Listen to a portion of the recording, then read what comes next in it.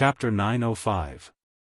At that moment, little Fatty, who had successfully shaken off his pursuers, had already changed his appearance and arrived at a local gang. Divine Construction. As the name suggested, this gang was simply an organization that built houses. However, this God's Construction gang was an unusual sect that specialized in building houses and cave residences for cultivators. There's a big deal on the mountain outside the city. Is your sect interested? How big is the deal? About 200 million spirit jades. Low rank? What nonsense are you spouting? Don't tell me it's going to be settled with superior grade spirit jades. Be more straightforward. Are you doing it or not? If not, I'll find someone else. F***CK. Then let's be more straightforward. I'll give you 2 million spirit jades as a down payment. As long as you do a good job, when the time comes, there will be no delay or debt, and the money will be cleared. All right. Bring the deed, all the building repairs will be done by you. I'm only responsible for funding and planning. That's great. Let's increase the number of workers first. If it's not enough, we'll talk about it later. So many? Sects. Do you know the sect? Oh, got it. Hurry up and get ready. We'll start work tomorrow morning. We must complete the project in the shortest time possible. We won't be stingy with spiritual jades. Quality and progress are our top priority. All right. It's a deal. On the third day, Wuxia's deep recuperation state came to an end. He calmed himself down to feel his fully recovered body, the long-awaited feeling of being at his peak. He was so excited that he wanted to howl into the sky, but he suddenly saw a cloud of dust in the distance, and a large group of people on horseback was approaching. Wuxia was now fully recovered, and his deific consciousness was much stronger than Yunyang's.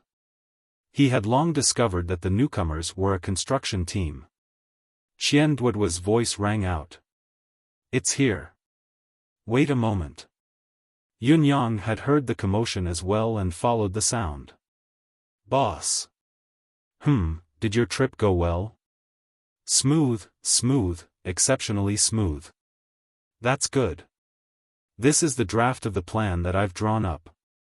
Take it and have a look. On the surface, try to follow the layout as much as possible. As for the more specific details, let these people perfect them. You understand? Understood. I will definitely do it well. Alright, I'll have to trouble the head chief to supervise this matter. I'll leave everything here to you. What about you? The little fatty was suddenly in a position of power and couldn't help but feel a little dizzy. After a while, he recovered and asked, What about you? I'm going out with Supreme Sword to run some errands. Yunyang gritted his teeth. Do you want to tag along? Supreme Swordsman? Fatty's eyes widened. In such a short time, you found a sword master? Was it Venerable Swordsman or Venerable Cheap?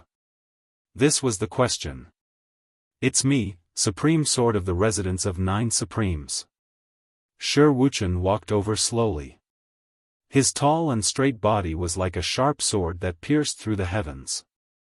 His gaze shone into the little fatty's eyes, and the little fatty suddenly felt an inexplicable sense of guilt. He almost wanted to break into a run, but he held himself together and said solemnly, Nice to meet you. I'm Qian Duoduo, the chief steward of the Residence of 9 Supremes. Wuxia almost laughed out loud. How could a majordomo feel so good about himself? Still, he nodded. Nice to meet you, head majordomo. Hello. The little fatty was still stammering. This was because, this person's gaze was too sharp. It seemed to be above many high-level cultivators he had seen before. I'll leave it to you, head majordomo. Less than 2 days later, Qian Duoduo finally understood what the phrase, I'll leave it to you, head majordomo, meant. His boss, Supreme Cloud, and this newly arrived Supreme Sword had disappeared without a trace, as if they had evaporated from the world. He, the majordomo, was the only one left in charge of such a huge mountain.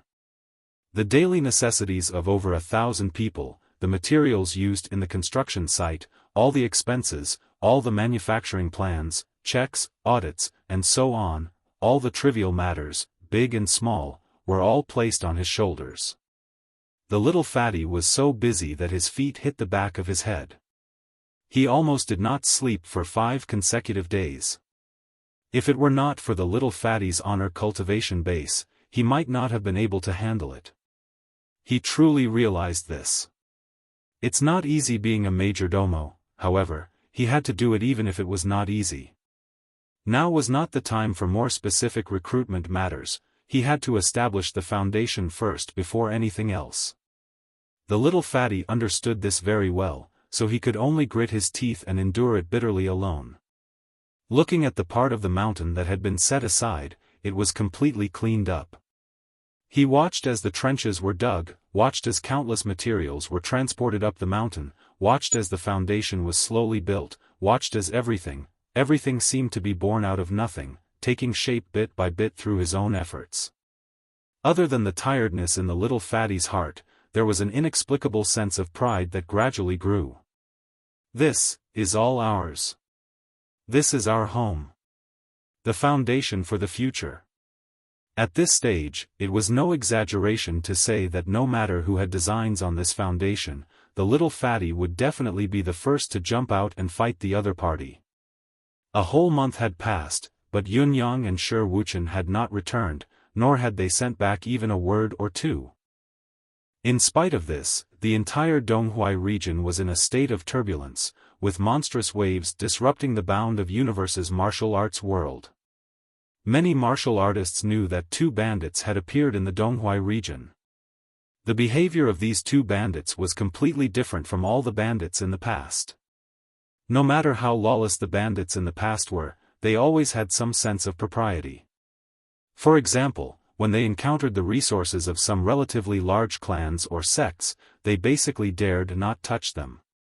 The targets of their plunder were martial artists who were alone or in groups of 2 or 3 who were relatively weaker in strength. As for the resources of sects with celestial luck banners, they dared not touch them at all. Occasionally, they would even escort and send them out of the country, lest they were caught in their own territory. These 2 new bandits, on the other hand, were bold and unbridled. Their main crime location was roughly at the foot of Swallow's Hill, at the intersection of 3 roads, where they carried out their brazen and unscrupulous robberies. As for those who passed through the area, whether they were from gangs, clans, sects, or even disciples of sects with celestial luck banners, they were not spared. As for those martial artists who passed through the area alone or in groups of 2 or 3, they were all robbed without exception. Other than not robbing civilians, as long as it was a cultivator who passed through, there would be no mistakes, no scruples to speak of. Look at these 2 fellows, looking at their ferocious and frenzied faces, I'm afraid that even if the subordinates of the East Celestial Palace were to pass through here, they would still jump out and rob them. How audacious of them! Isn't that so? I really don't know where these 2 lunatics came from, to be so resolute and extreme in their actions. Chapter 906. The 4 surrounding sects have also begun to mobilize. The first batch of manpower has arrived and has been chasing and intercepting Swallow's Hill for more than 10 days. It's a pity that they haven't found anything yet. There are also people from the Blackwater sect and the Azure Sun sect on their way. These 2 are sects with celestial luck banners. Those 2 scoundrels won't have long to live. That's right. These 2 fellows will die a horrible death sooner or later. You're right. Too greedy, too extreme, too arrogant. The last time I left, I didn't bring anything but a cart of ice silk. These 2 scoundrels actually took 90% of it as a toll. How could they be so ruthless? That's still ice silk. I only have 20 pieces of lower-grade spiritual jade in my pocket. When I pass by, I'm still stopped. They keep 2 pieces for me and take the rest as toll. They even snatched 20 pieces of lower-grade spiritual jade. That's not upper-grade or middle-grade spiritual jade. Do they have to be so ruthless? Utterly heartless. They're inhumane. God, open your eyes. Hurry up and take care of them. Sigh, there's no other way. I have to start doing business again in the next few days. If I don't steal some, I won't be able to eat. If I don't have any money on me and quarrel with people in a restaurant, I'll be reduced to ashes with a lightning strike. Me too. Sigh, why don't we think of a way together? When those 2 scoundrels are caught, I'll definitely go over and spit on their corpses. That's too much. That day won't be too far away. The Jianghu people of Dongye City were almost in an uproar. Almost every day, there would be people going out to the foot of Swallow's Hill to look for the 2 robbers, but every day, there would still be people robbed. Even those who went out to take revenge on the 2 robbers, were still robbed. This fact made the faces of those involved even more gloomy. And the day of successful revenge that everyone had been looking forward to, and the day where they could happily whip their corpses, did not come. Mostly, it was wave after wave of Jianghu experts rushing into Swallow's Hill, either to take revenge or to uphold justice on behalf of heaven. In the beginning, there were still some experts who were more reserved and proud of their status. They weren't willing to go out to avoid becoming a laughingstock. Therefore, the people who were sent out at the beginning were all above the Supreme Master level, Venerable level 1 or 2. But this group of people kept being killed and returned. It didn't seem like they were besieging bandits, but more like they were sending gifts. They were all robbed again. If it wasn't to send gifts, what could it be? Some of the unlucky ones even had their space rings taken away by the robbers. They returned in a sorry state, covered in cuts and bruises. Therefore, the venerables of the 3rd and 4th level couldn't sit still anymore. They gathered together and left. However, they were merely giving him another gift. Moreover, this wave of people was even more miserable.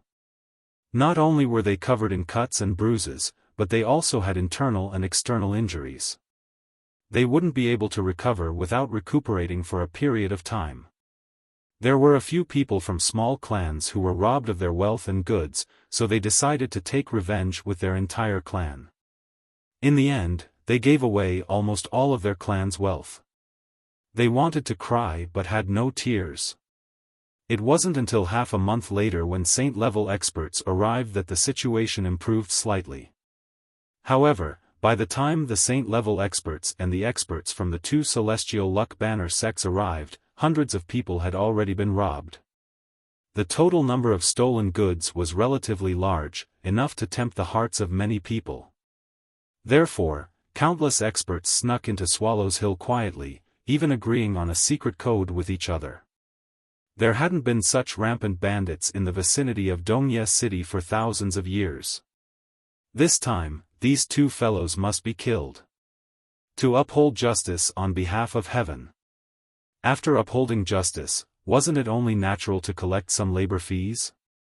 Everyone shared the same thought, and they shared the same principle. Boss, aren't you going a little overboard? Sure, Wuchen was truly shaken and hesitant now. Following Yunyang all the way here, he truly felt how audacious this new boss of his was. This was absolutely unscrupulous and arrogant. As if his eyes were bloodshot, he snatched all kinds of resources back without a care. In just a short month, the 2 of them had filled up all the 20 or so spatial rings they had seized. In the end, they had no choice but to rob the spatial rings as well. It was also because of this that they had plundered more than 7 million low-grade spiritual jade pieces, 150,000 mid-grade spiritual jade pieces, and 100 pieces of upper-grade spiritual jade pieces. 3 spatial rings were filled with all kinds of metallic meteorites. Ice silk, sky silk, starry jade, all kinds of medicinal herbs, all kinds of clothes, all kinds of treasures of heaven and earth, they even got a box of crimson jade ginseng. However, the most valuable thing was probably the 10,000-year-old snow ginseng obtained from the Qingyang sect. The harvest of this 10,000-year-old snow ginseng excited the two for a long time. But after that, Shi Wuchen became more and more terrified, because he felt that his new boss was a madman who didn't care about anything at all. He was completely and utterly immersed in the extreme pleasure of plundering like a madman. He did not care about anything else. It's about time. Yun Yang pulled the mask on his face and said, "The experts should be gathering here by now." "Boss, what do you mean?" Shi Wuchen was really afraid that Yun Yang would say, "Rob them all the same." That would really make him cry. In the previous battles, with him, a saint-level cultivator who had recovered to his peak, holding the line, and Yun Yang's cultivation base was strong enough, they had indeed been successful. But now, they would have to face experts of saint level or even higher. It was beyond his ability to handle. "Let's avoid them first." Yun Yang said calmly, "Wuchen, since there's such a thing as robbing, there should be a corresponding place to dispose of stolen goods, right? We should dispose of the goods." Shi Wuchen did not know whether to laugh or cry. Of course there are channels, but we're shipping such a large amount of goods, and the variety is so messy. Not only is it difficult to ensure the safety of the channels, but it's also impossible to ensure that no one knows about it. Yun Yang said in a low voice, "Why don't you tell us where to dispose of the goods first? We'll think about it later." Black market. Black market? What a simple, direct, and violent name. It went straight to the point. Yun Yang frowned. "Actually, we've been robbing so many things recently, I'm afraid we've long been targeted by people with ulterior motives. As long as we sell the goods, we'll definitely be seen through. Whether it's the black market or not is not the main point." Shi Wuchen nodded. "That's true. So what we need to think about now is, what's the fastest way to sell the goods? Of course, the priority is to not be suspected." Shi Wuchen frowned and thought for a long time before saying, "If we don't want to be discovered, we have to sell the goods quickly. It's inevitable that we'll lose sight of the other. Anyway, I can't think of anything." It's fine. I'll think of something." Yun Yang smiled faintly and said nonchalantly, "Let's go to Dongye City's black market tonight and check it out." Shi Wuchen's eyes lit up. Now that all eyes were focused on the 1,000-mile radius of Swallows Hill, it was the best time for the two of them to slip away. Even if the black market was paying attention, it was inevitable that the top forces would remain in Swallows Hill for the time being. Even if there were people guarding the base camp of the black market, they would not be very strong. The two of them returned to their original appearances, put away their masks, and swaggered out. After removing their disguises and bone-shrinking skills, they were no different from two ordinary people of the Jianghu. "Who's there? Stop right there." The two of them had only walked a few feet when they heard a shout coming from the front.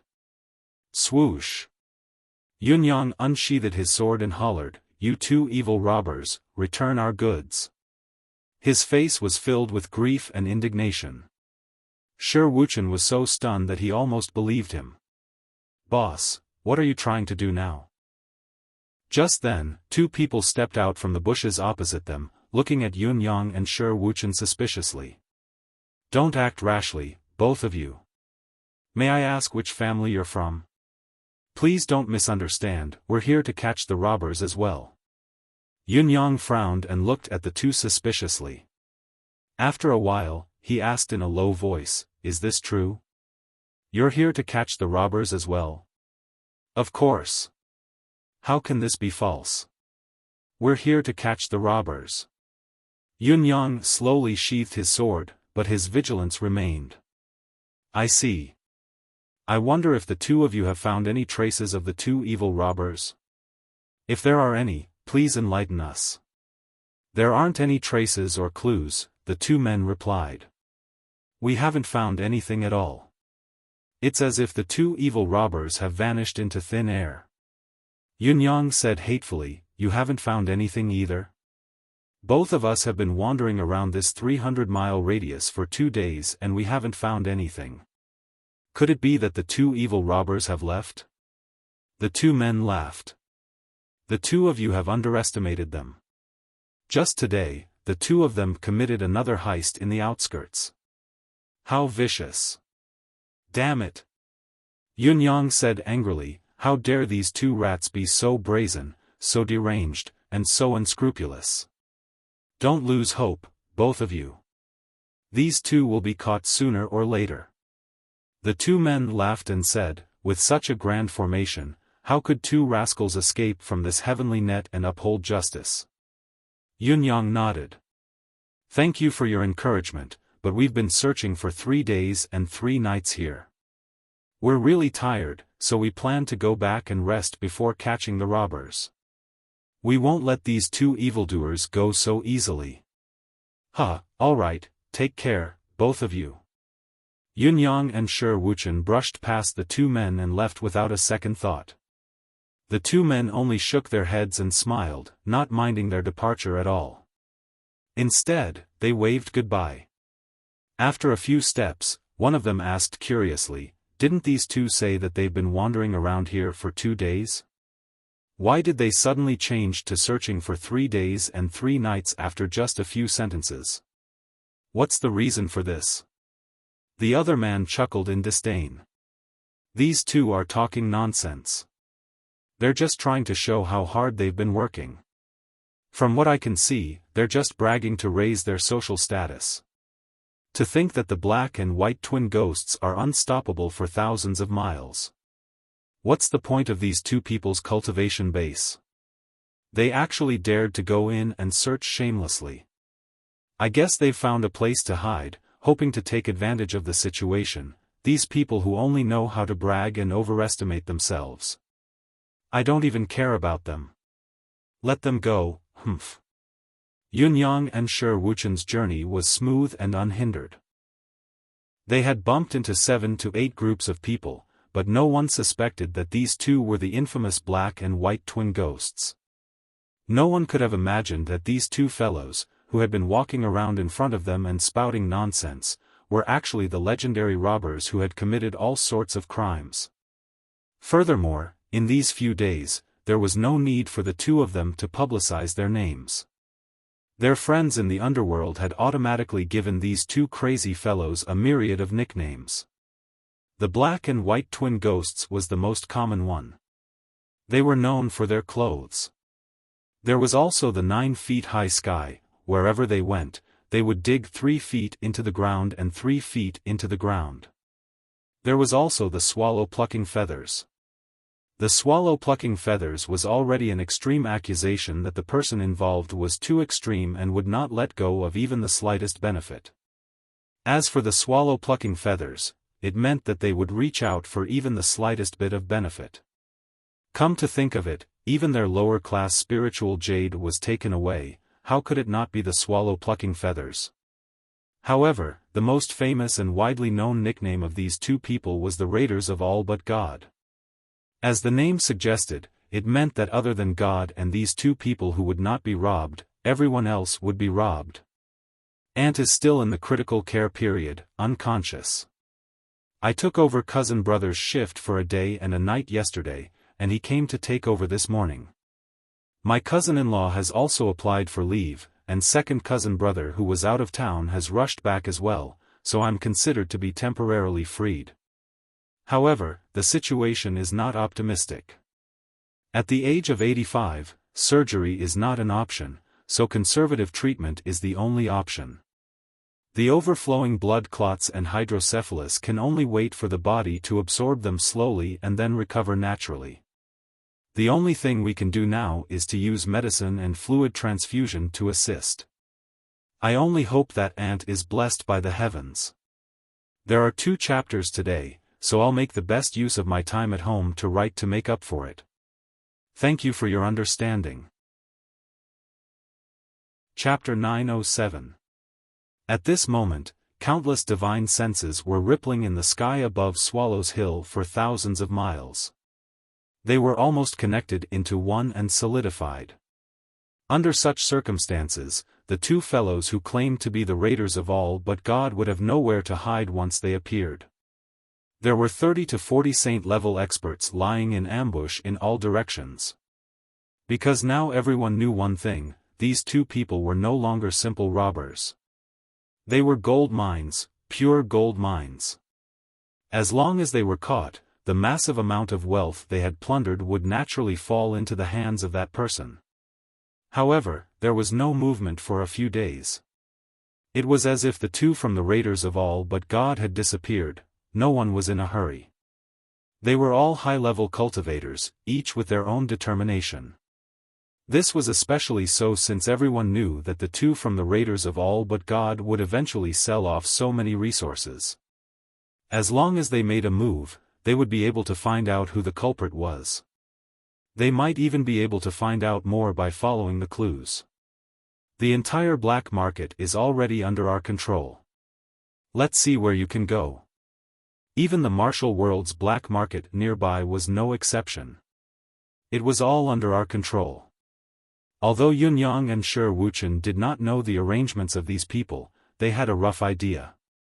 Now, the two of them were walking openly in the black market's territory. Shi Wuchen still did not know what Yunyang was planning, and could only follow him in confusion. He was still racking his brains. With so many goods, it would be as difficult as ascending to the heavens to sell even a portion of them under such strict surveillance, let alone all of them. That's impossible, all right? Supreme Cloud, your strength seems to have improved tremendously during this period of time. Shi Wuchen suddenly thought of this problem and reminded him, however, the path of cultivation still needs to be steady and steady. Only by consolidating the foundation can you go further. Although he had only spent a limited amount of time with Yunyang, how could he not see that Yunyang's combat experience was growing by leaps and bounds, based on his experience, as well as their cooperation in actual combat. Lord Supreme Cloud was now able to handle cultivators of different cultivation bases and abilities in the bound of universe with ease.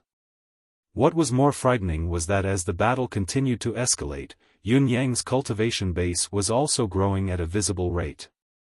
This was both within reason and not within reason at the same time. Why would there be such a contradictory understanding? In fact, the reason was very simple. Actual combat was the only way for cultivators to advance in their cultivation. Whether it was used to consolidate the current cultivation realm, refine the purity of one's qi, sharpen one's state of mind, or even use battle to stimulate one's own recovery and growth, all of these could yield twice the result with half the effort. Therefore, it was reasonable for Yunyang's cultivation base to improve after going through a series of actual battles. On the other hand, Yunyang seemed to have improved too much. His improvement was too great, and the extent of his improvement was so high that Shi Wuchen found it hard to believe. It was just like how a cultivator had improved. It was already difficult for an ordinary person to improve a little after going through many actual battles, while a talented person could improve a lot, but advancing a small realm was almost their limit. At most, they would have accumulated enough to break through the bottleneck and climb to the peak of a new realm, but it would be extremely difficult for them to break through multiple stages in a row. However, Yunyang had broken this established understanding and really broke through multiple stages in a row. Of course, it was illogical and baffling. From Shi Wuchen's point of view, although Yunyang was extremely talented, he should not have been able to improve so much. He suspected that Yunyang might have cultivated some kind of method that only focused on improving his cultivation base while neglecting his own foundation. That would be neglecting the essentials and focusing on trifles, and it would be foolish beyond measure. In view of this, Shi Wuchen felt that he was duty-bound. He had to remind him. I understand. I'll take note of this. Yunyang was well aware of Shi Wuchen's reminder and did not mind it at all. Skyscrapers were built from the ground up. If one did not lay a good foundation and only advanced by leaps and bounds, how could one last long in the path of cultivation? However, the battles during this period had indeed given Yun-Yang a special feeling that was different from the past. It was a feeling of fighting and killing under high pressure, where life and death hung by a hair's breadth. To face fresh blood and come into contact with death. This continuous high-pressure atmosphere was enough for any cultivator who could withstand such pressure to increase their cultivation base at an insane rate, as if a floodgate had been opened. Although Yun-Yang knew that his situation was different from others, Shi Wuchen did not know that. Moreover, no matter how good his foundation was, he should still pay attention to it. Shi Wuchen understood this feeling very well. Because his cultivation base had already reached the level of saint, he had experienced this more than once. That was why he could guide Yun-Yang as someone who had experienced it. Based on Shi Wuchen's self-knowledge alone, even though this kind of advancement was fast, he needed to enter a period of tranquility every once in a while to buffer, pass, and recuperate. Only then would he be able to slowly digest all the battle experience he had accumulated in the past and truly integrate it into his body. If he could not do so, it would instead leave behind regrets, and he would want to rush but not reach his goal. Yun-Yang, on the other hand, had been fighting for more than a month before he stopped to rest and recuperate. To Shi Wuchen, this period was too long, and there was a high possibility that there would be hidden dangers. I can see that your saber technique is undergoing a subtle change. Shi Wuchen recalled slowly, trying his best to find every change in Yun-Yang. From the moment he joined the sect, he and Yun-Yang had already become a community of mutual benefit. The better Yun-Yang was, the better he would be. The more perfect Yun-Yang was, the stronger he was, and the further he went, the happier Shi Wuchen was. This meant that the two of them could survive longer in this treacherous martial world. To have a companion on the path of cultivation was a rare and wonderful thing. Yes, after the battle with you that day, I suddenly understood this problem. It's a problem that I've never been involved in before I ascended. Yun-Yang walked forward briskly and said, "The reason you became a swordsman and came to where you are today all by yourself, I think it's because you have nothing else besides your sword, right?" Shi Wuchen asked in surprise, "You saw it?" "Yes, it's because of that. I extended it to myself, and associated it with a problem that's closely related to me, the saber. How can I improve my saber technique?" Yun-Yang said, "In the realm I ascended to, my strength was unparalleled in the world, causing me to become complacent. I thought that my saber technique had reached its limit, and there was no room for improvement within a short period of time. After this period of time, I realized that I was but a frog in a well, peering at the sky. After the battle with you, I decided to find a way out." Shi Wuchen said, "Actually." Chapter 908. Alright. Shi Wuchen swallowed the rest of his words as soon as he opened his mouth. The path that one had come to understand and walk on by oneself and the path that one was told and guided by others were two entirely different concepts. As they spoke, they had already entered the busiest street area of the black market. There were many martial artists walking back and forth, and there was an endless stream of people going in and out of each shop. "Supreme Cloud, what are you going to do? I think it's better that you reveal your plan to me. First, it will reassure me, and second, it will let me know how to cooperate." Shi Wuchen asked, "There are too many people in this realm waiting for us to show up. I dare say that every shop has a spy with the same goal in mind. We've only revealed a small flaw, and it'll be an irreversible disaster. Don't let your guard down just because the main force is there." Shi Wuchen really could not understand how Yun-Yang could sell the goods in their hands without batting an eyelid. The value of the goods in their hands was considerable, and the quantity was even more shocking. It was an almost impossible task. "Don't worry, I have a plan. You only need to follow along. If I tell you in advance, you'll be in danger. But I already have a plan in mind." Yun Yang's gaze was focused on a shop in front of him. The world's rare treasure. This is the branch of the General Commerce League, the #1 chamber of commerce in the bound of universe. It has a high reputation, but the risk is equally high, Shi Wuchen reminded him.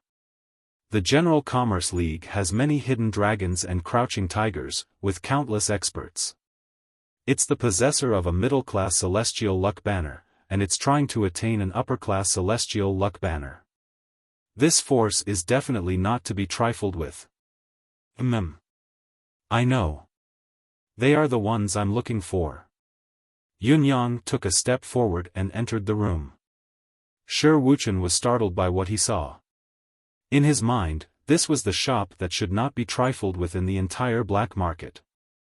It was also the shop with the highest risk of being discovered. That was why he spoke so bluntly just now, because he did not want Yun Yang to sell his goods here. Unexpectedly, Yun Yang had his eyes on this shop. Wasn't this courting death without hesitation? But now that Yun Yang had already gone in, Shi Wuchen could only stomp his feet and sigh as he followed. Forget it, Big Brother will accompany you to death. Sir, please come in. What do you need? Please tell me directly. I can follow the clues and guide you. Is your shopkeeper here? I have a huge deal to discuss with him face to face. Yun Yang's voice was loud enough for many customers in the shop to hear him. As soon as he said that, at least 7 or 8 pairs of eyes looked over. Their gazes were either filled with doubt or scrutiny. Quite a number of people began to connect the dots. Could these two be the legendary All But God? Black and white double ghosts? A swallow plucking its feathers? You're in the General Commerce Alliance's shop, and you're talking about big business? The meaning behind this was no small matter. And it's a super big business? How super? If he didn't have a certain amount of weight, he would probably be embarrassed and unable to step down from the stage. When the waiter heard this, he was stunned for a moment. However, he was extremely well-mannered and did not show any neglect as he respectfully said, "Then please wait for a moment, this lowly one will go in and inform them." Yun Yang nodded and found a chair to sit down on. Looking around, he looked at everyone around him, acting like he was the richest tycoon in the world. This kind of obnoxious and arrogant behavior made all the suspicious people have the same thought, most likely not. The Raiders of All But God duo was unscrupulous in their actions, but they wouldn't do it so blatantly, would they? Did they have a death wish? Not long after, the waiter came down. "Sir, my butler is waiting upstairs. Please follow me." Yun Yang stood up and said, "That's right. There should be a suitable place to discuss a big deal." As he ascended the stairs, Yun Yang could feel 7 to 8 deific senses lingering around him. Each one of them was unusually sharp, as if they wanted to penetrate his entire body and observe his internal organs clearly. No one spoke, but they watched the two of them walk up in silence. They were like a pack of silent wolves, watching coldly as their prey entered their territory, waiting to see what would happen. The shopkeeper of world's rare treasures was an old man with a lean face. His hair was a little white, and beneath his long brows was a pair of deep eyes. He was thin, but not as voluptuous as an ordinary merchant. Watching Yun Yang walk into the room, he stood up with a faint smile.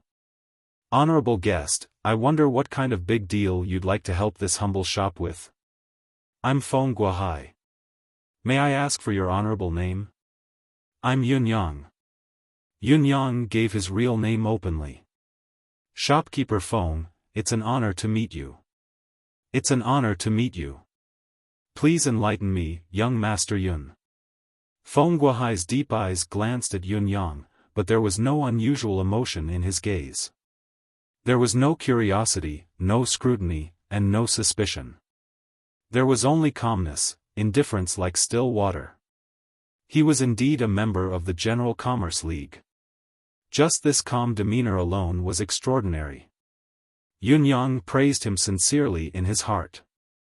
To be honest, shopkeeper Feng, I'm here this time because I've unintentionally made a fortune. I'd like to sell it and exchange it for some upper-class spiritual jade pieces. Or perhaps, some upper-class heaven and earth treasure. Yun Yang went straight to the point, getting straight to the point. Oh?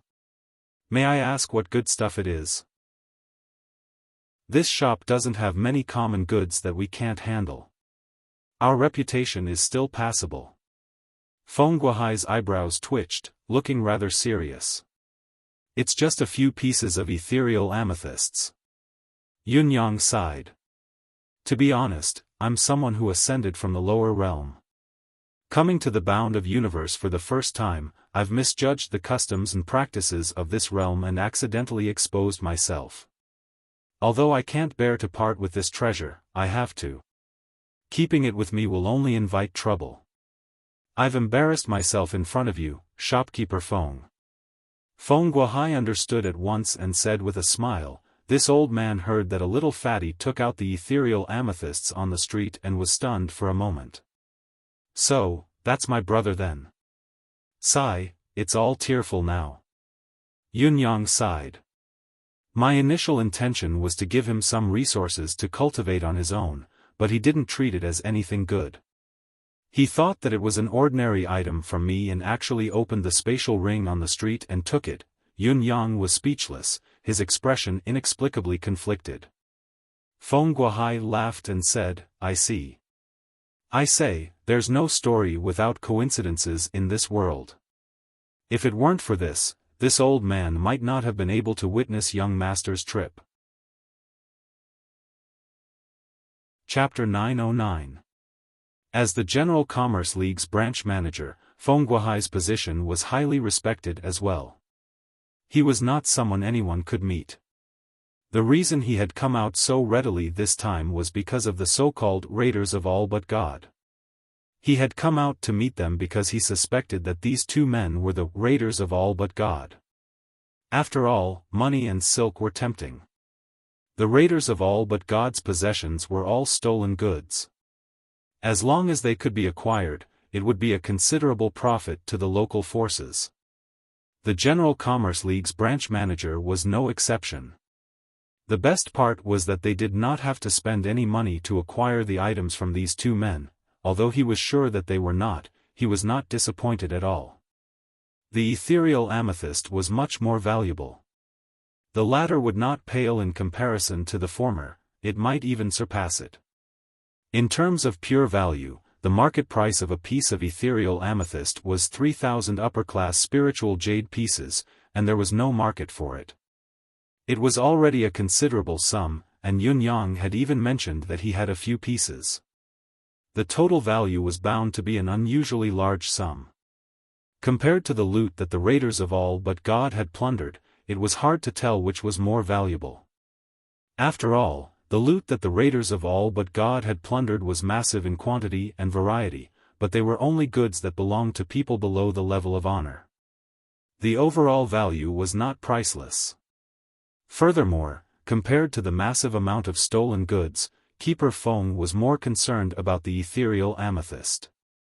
Even a colossal entity like the General Commerce League did not have many ethereal amethysts that could be circulated.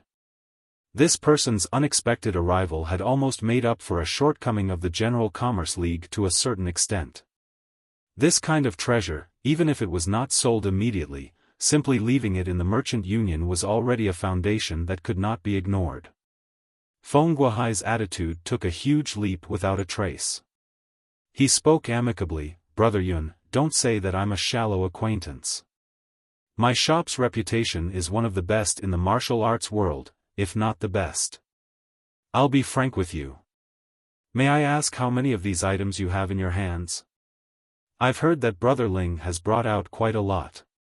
Feng Guohai's tone was amiable, but the content was simple and straightforward. He pointed out the crux of the matter, vaguely hinting that both parties were in love with each other. Feng Guohai should get straight to the point. The main point was that the shop wouldn't have any ill intentions just because you were carrying a valuable treasure. Therefore, it would be best for you to state the quantity of the transaction and complete the transaction as soon as possible. Yunyang chuckled awkwardly. Of course I know about the General Commerce League's reputation. Otherwise, I wouldn't have come here as soon as I arrived at the black market. It's just that, the ethereal amethysts I have are quite a lot. I wonder what price the General Commerce League can offer. Feng Guohai sat up straight when he heard Yunyang's words. Yunyang's words contained a lot of information. Did it not mean that Feng Guohai had plenty of good stuff to offer? This sentence was too important. Could it be that the number of ethereal amethysts this kid had on him was unexpectedly high? Can I have a look at the goods first? Feng Guohai requested to see the ethereal amethysts out of the caution of a merchant. As the saying went, seeing was believing. No matter how convincing Yunyang sounded, as a veteran buyer, he would not reveal his true intentions before he actually saw the item being traded. Of course, of course. Yunyang flipped his hand and 4 to 5 crystals glowing with purple qi appeared in his palm. The spiritual qi in the room rumbled violently as if a pot was boiling, its density increasing exponentially.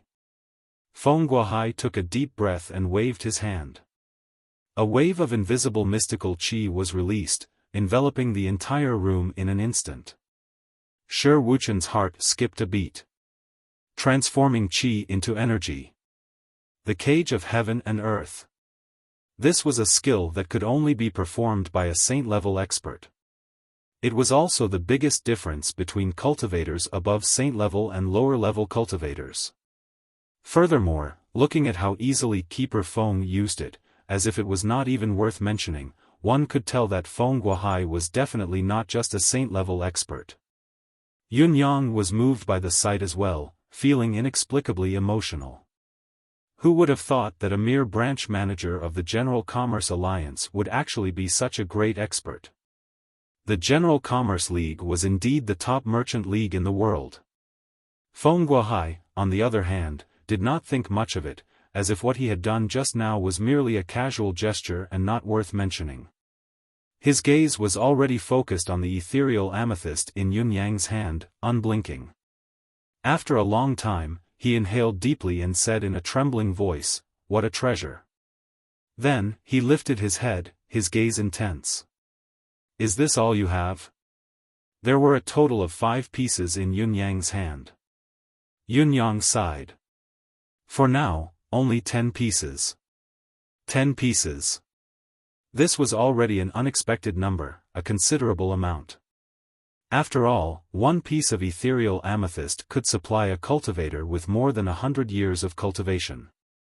The total value of 10 pieces was almost equivalent to that of an ordinary sect with a black celestial luck banner. However, Feng Guohai's attention was focused on another word, for now. What did it mean by only 10 pieces for now? Could there be more? Only 10 pieces for now. Feng Guohai repeated softly and said, "This old man is a little confused. May I ask what you mean by this, young brother?" "I mean that I have a way to get more ethereal amethysts," Yunyang said without mincing his words. "You have a way to get more ethereal amethysts." The words carried a lot of weight. Feng Guohai shuddered violently and said, "If you're telling the truth, young brother, please feel free to tell me whatever you need." At the same time, a sharp glint flashed across his eyes, followed by a flash of indignation. The League of Commerce was the League of Commerce. The League was not a bandit. One could not do anything without a bottom line, or else God's wrath would come. Selling one's own treasures and selling stolen goods were 2 completely different concepts. The latter could be used to kill and rob as long as evidence was found, while the former was protected by God's wrath. It was a completely different story. In spite of this, who could not be greedy in the face of such a huge profit? The feeling of forcing himself to suppress all thoughts was an unbearable feeling. Yunyang hesitated and asked in a low voice, "Great Keeper Feng, have you heard of God's grave?" Feng Guohai suppressed the turmoil in his heart and nodded. Of course this old man knows about it. Could it be, strictly speaking, it's a long story. I've mentioned that I've just ascended to the bound of universe not too long ago, and the ethereal amethysts I have, originated from an accident. I was being hunted down and was covered in blood and wounds. When I was on the brink of death, I fell into a bottomless abyss. I thought I was going to die, but somehow, I stopped in mid-air. Chapter 9-10. There were many such legends in the bound of universe. Feng Guohai himself knew of no less than a dozen of them. Despite his shock, he was not surprised. He even had a subtle feeling that this was how it was, and that it made sense. It's not the god's grave, said Yun Yang, it should be the spirit's grave. The spirit's grave. Feng Guohai's jaw dropped, his eyes filled with shock. He had never heard of such a term before. How was he going to explain it? Actually, I don't know what the spirit's grave means either. I only found these 4 words when I entered, so I'm just repeating them here. Yun Yang sighed softly. I've only taken a few steps with all my might, but the wounds on my body, both internal and external, have all healed within these few steps. Then, I found countless purple crystals in front of me, said Yun Yang. Countless purple crystals. Feng Guohai mumbled. Feng Guohai murmured. He felt his breathing quicken, his mouth parched. Countless purple crystals. Looking at the ethereal amethysts in front of him, how could Feng Guohai not know what these so-called purple crystals were? Feng Guohai felt himself trembling. He felt like he could be annihilated by his impulsiveness at any time, so he grabbed the young man before him and interrogated him about the whereabouts of the countless purple crystals. I went over instinctively, but I realized that I couldn't go over at all. My body was strangely frozen and I couldn't move. A wispy voice came from the thick fog. I've never been to such a strange place before, but the voice knew my name and knew everything about my life. Yun Yang's face was still filled with lingering fear.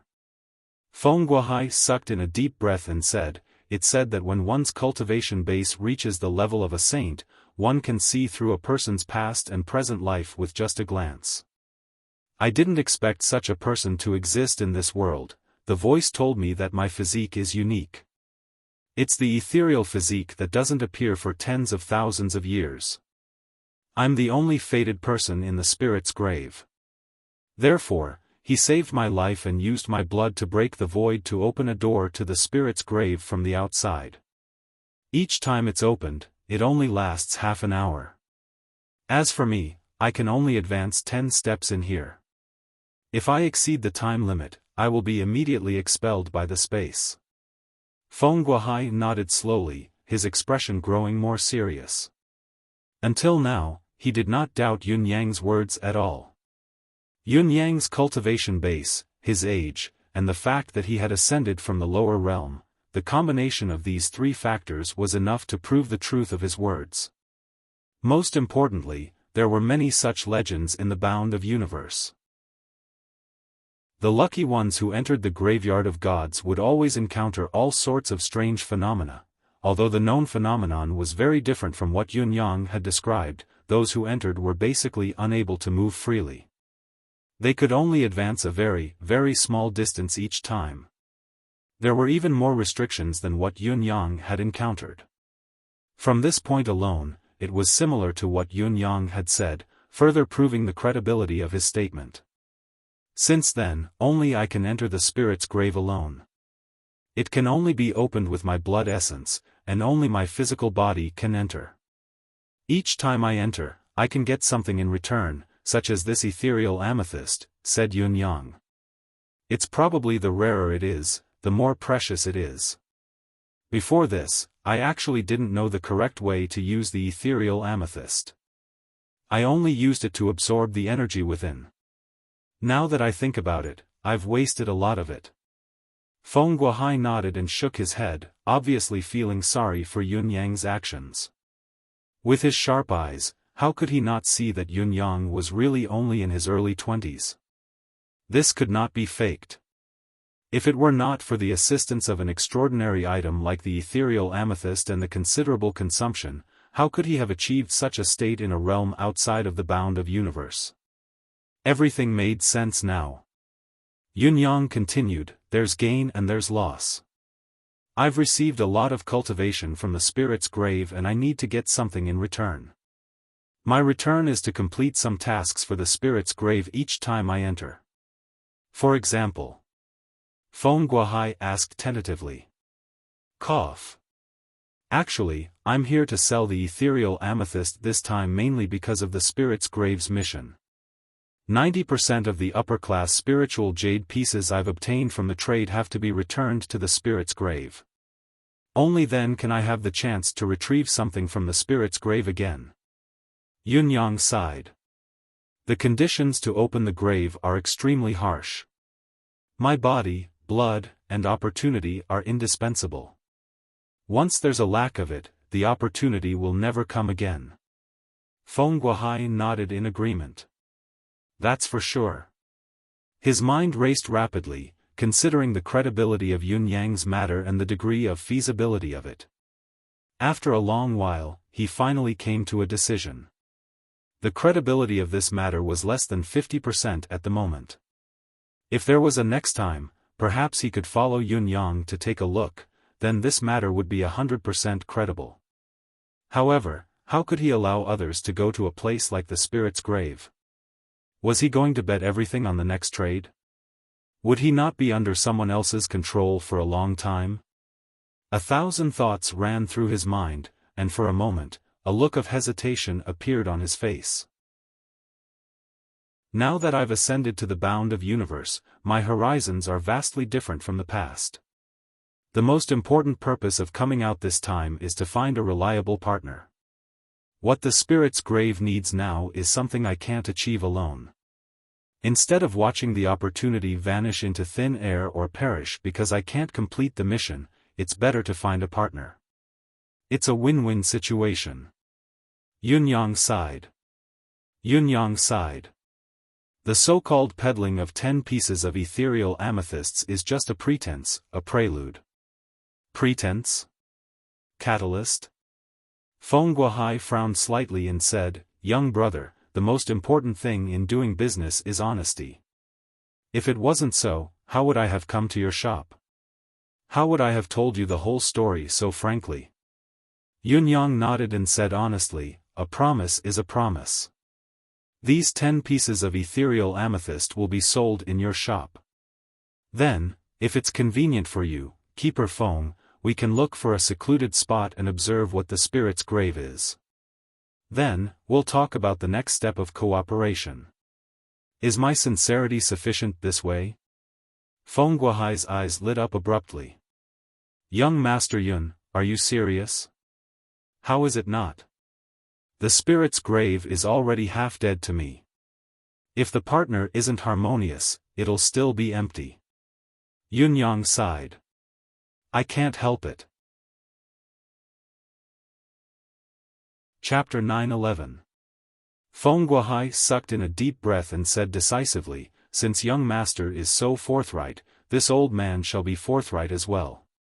I'll take charge of this batch of ethereal amethysts, which are valued at 6,000 upper-class spiritual jade pieces each, and accept all of them. As for future cooperation, I want to take a look at the spirit's grave before making a decision. Yunyang nodded and said, all right. Head shopkeeper, please make arrangements.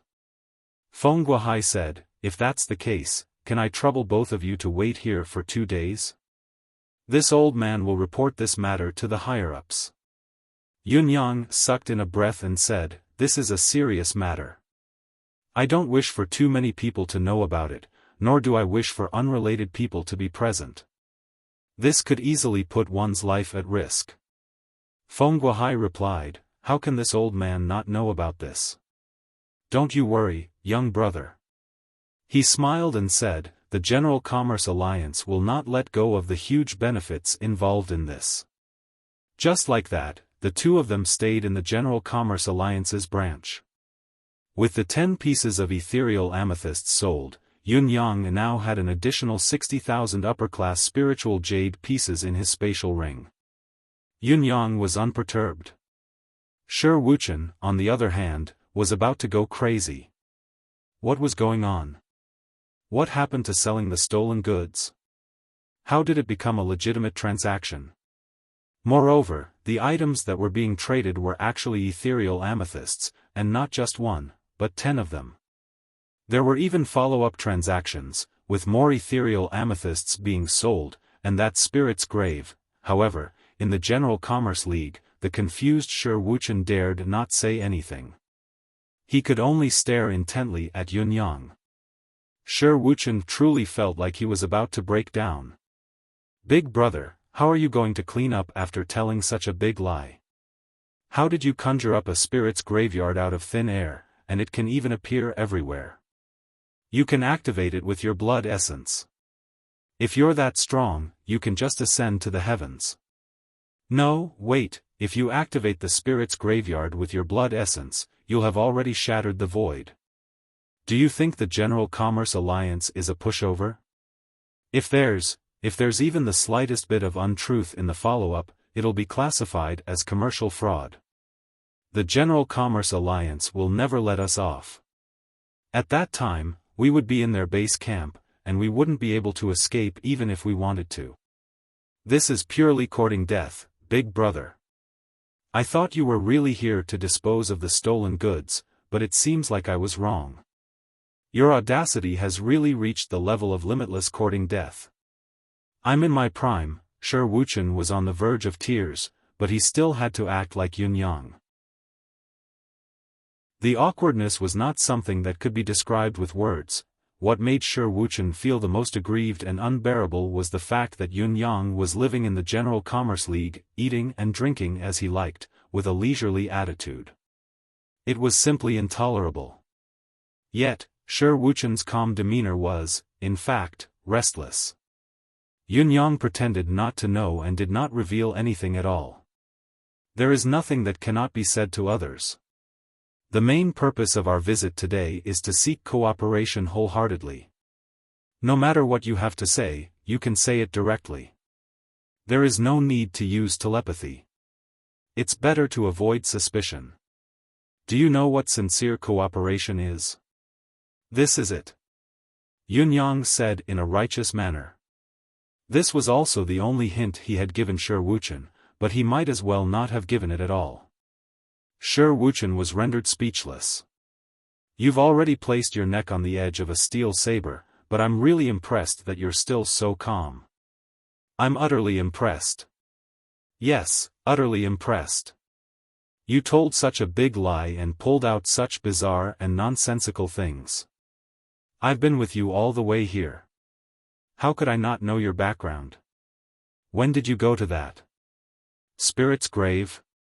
For the past few days, Feng Guohai would come and chat with Yun Yang whenever he was free. As for the others, he did not allow any of them to come, keeping their privacy to the highest level. Even when they were chatting, he would open the heaven and earth cage directly to seal the surrounding space, just to prevent any accidents from happening. In spite of this, Yun Yang and Feng Guohai got along quite well. It was not because of his pride, but mainly because Feng Guohai was a true veteran of the martial world. He was familiar with all sorts of strange happenings in the martial world, and his knowledge was even greater than little fatty Qian Duod was. His rich experience in the martial world had even made up for Yun Yang's shortcoming. From the celestial palace to the basilica, to the common folk, he talked about all sorts of rare things, not boring at all. Yun Yang listened to him attentively as well. After a few days of interaction, Feng Guohai gradually understood that Yun Yang was indeed a beginner in the bound of universe. Yun Yang was learning from him, but he still shared his experiences and knowledge without reservation. In a few days, the General Commerce League's headquarters would come, and they would be able to roughly confirm whether Yun Yang's words were true or not, and come up with a follow-up strategy. If it was false, they would kill him with a single slap. It did not matter how much he learned, he deserved to die for his deceit. Heaven's punishment would not target him, and they would not suffer any losses. In fact, there would be 10 ethereal amethysts in their pocket. If it was true, it would be even better. They would reap more benefits, and both parties would become partners in the truest sense of the word.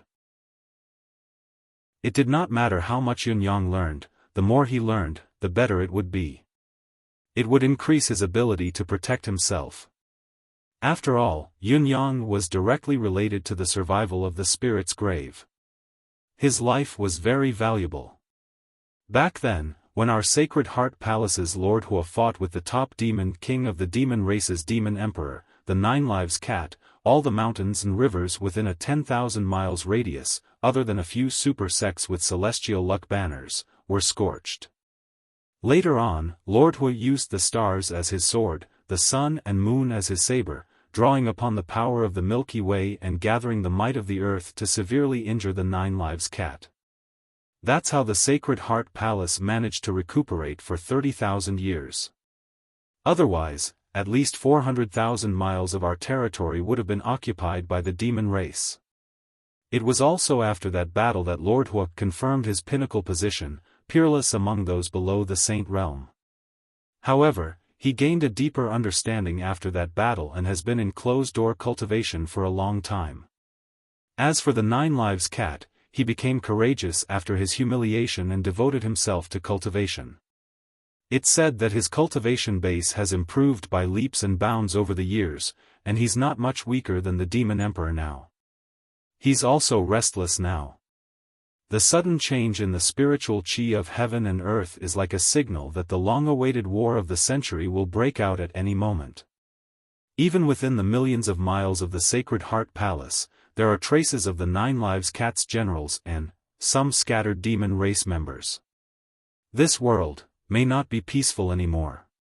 Feng Guohai sighed, his white brows knitted together in worry.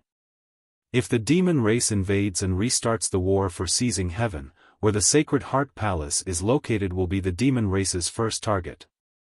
Although humans have allowed all kinds of occupations and encouraged the martial artists to improve by any means necessary, the humans' reproduction rate is still far behind the demon races.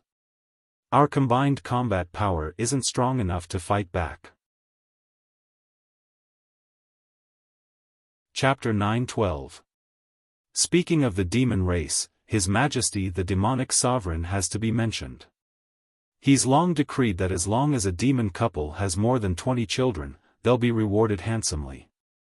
All the children's upbringing expenses will be borne by the demon race's authority, and even all their cultivation needs will be covered. Once this decree was issued, the demon race's population increased exponentially in a short amount of time, reaching the highest limit in the bound of universe's history and still growing. It's the greatest threat to the human race. Come to think of it, if it wasn't for the demon race's incessant war, which is much more brutal than us humans, perhaps the human race would have fallen long ago, seeing the world in chaos and the demons coming at any moment. Who knows when we'll wake up, the entire city will already be filled with the demon race's soldiers. This isn't a groundless fear, it's a reality. Feng Guohai's white brows twitched. Cultivators of our generation must have a sense of urgency and seize every opportunity to improve their capabilities. When danger comes, other than ensuring our own mobility, we must also have the mentality to fight against the enemy together. Otherwise, we'll be in grave danger. He looked at Yunyang and said, as for the ethereal amethyst, it's the ultimate war resource that surpasses all other heaven and earth treasures at such a time. Do you understand what this old man is saying? Yunyang sucked in a light breath and said in a low voice, I understand. I'll try my best to obtain more ethereal amethysts from now on. If necessary, I can donate the crystals that I consume in my cultivation as well. It's not that far yet. Your cultivation base is also of utmost importance. There's no need to be so cautious. You only need to know that this matter is of great importance and shouldn't be taken lightly. Feng Guohai stared at Yunyang intently. Ethereal amethyst. The spirit's grave. I understand. I really do. Yunyang said, actually, I was forced to do this. The spiritual qi graveyard is heavily restricted. Other than the difficulty of opening it, there are other taboos. For example, if I can't send in the required resources in time, not only will I lose the qualification to open it forever, but the divine sense left by the graveyard spirit in me will also act up, destroying my soul and soul. In the past, when I was in the lower realms, because of this opportunity, my cultivation speed far exceeded that of my peers, and I was successful in every endeavor. However, the further I went, the more resources I consumed, and it gradually exceeded the scope of my abilities. After I ascended, I was faced with the iron rules of this world. If I didn't deal with things differently, I really wouldn't be able to handle this opportunity. So, I could only use any means necessary to obtain help. Only then would I be able to continue living. Feng Guohai sighed softly. You're honest. I thought that it was rare for your cultivation base to reach the pinnacle of honor at such a young age. However, if you had a large amount of ethereal amethysts as a supplement, your progress would have been too slow. Now, it seems that you've paid a considerable price for this rare opportunity before you ascended. It's actually within reason. Everything in this world has its pros and cons. Such an ancient legacy must come with similar restrictions. Moreover, the spirit's grave that you've come into contact with has an earth-shattering presence inside. His survival is most likely due to your feedback. That's why we're benefiting from each other. He smiled and said, however, no matter how unscrupulous you were, as long as the spirit's grave truly exists, you're a meritorious subject. Your contribution will be remembered for generations to come, and your merit will be immeasurable. Yunyang understood and replied, I understand, I understand. However, Elder Feng, my original intention is still to remain in the dark. Feng Guohai guffawed. As long as the news is true, this old man promises that you'll be the Sacred Heart Palace's top secret from now on. We'll never allow such a secret to be known by others, be it the demon race or other forces of the human race. Yunyang smiled. Thank you, Elder Feng. It's worth it. Feng Guohai smiled back. His smile was especially meaningful at this moment. From the beginning to the end, Feng Guohai's words and expression did not reveal the slightest hint of suspicion or sharpness in his deific consciousness. Everything about him was like an amiable old man chatting with his juniors. There was not the slightest hint of anger in his demeanor. In spite of this, Yunyang and Shi Wuchen knew it very well. How could Feng Guohai not have the slightest suspicion? How could an experienced martial artist like him believe a few words from someone else so easily? The more he kept his composure, the more likely an experienced martial artist would react. The reason why he did not even use the most basic detection of his deific consciousness was because he wanted to be careful. If Yunyang was useful, he would not leave any excuse to prevent Yunyang from turning against him in the future. On the other hand, if Yunyang was useless and Feng Guohai turned against him, it would be a matter of life and death. Compared to the ability that this old man had displayed recently, the so-called Supreme Cloud and Supreme Sword were not even on the same level. They could easily be killed without a fluke. This was something that everyone was well aware of and extremely clear about. 4 whole days passed. On this day, the sky above the General Commerce League's shop of rare treasures of the world appeared abruptly. A massive and inexplicable aura descended from the sky. In an instant, the entire Dongye city fell into a deathly silence. Colorful clouds appeared in the sky, thousands of auspicious rays of light. It was a unique phenomenon that occurred when high-level cultivators of Royal Saint and above did not conceal their whereabouts when they traveled.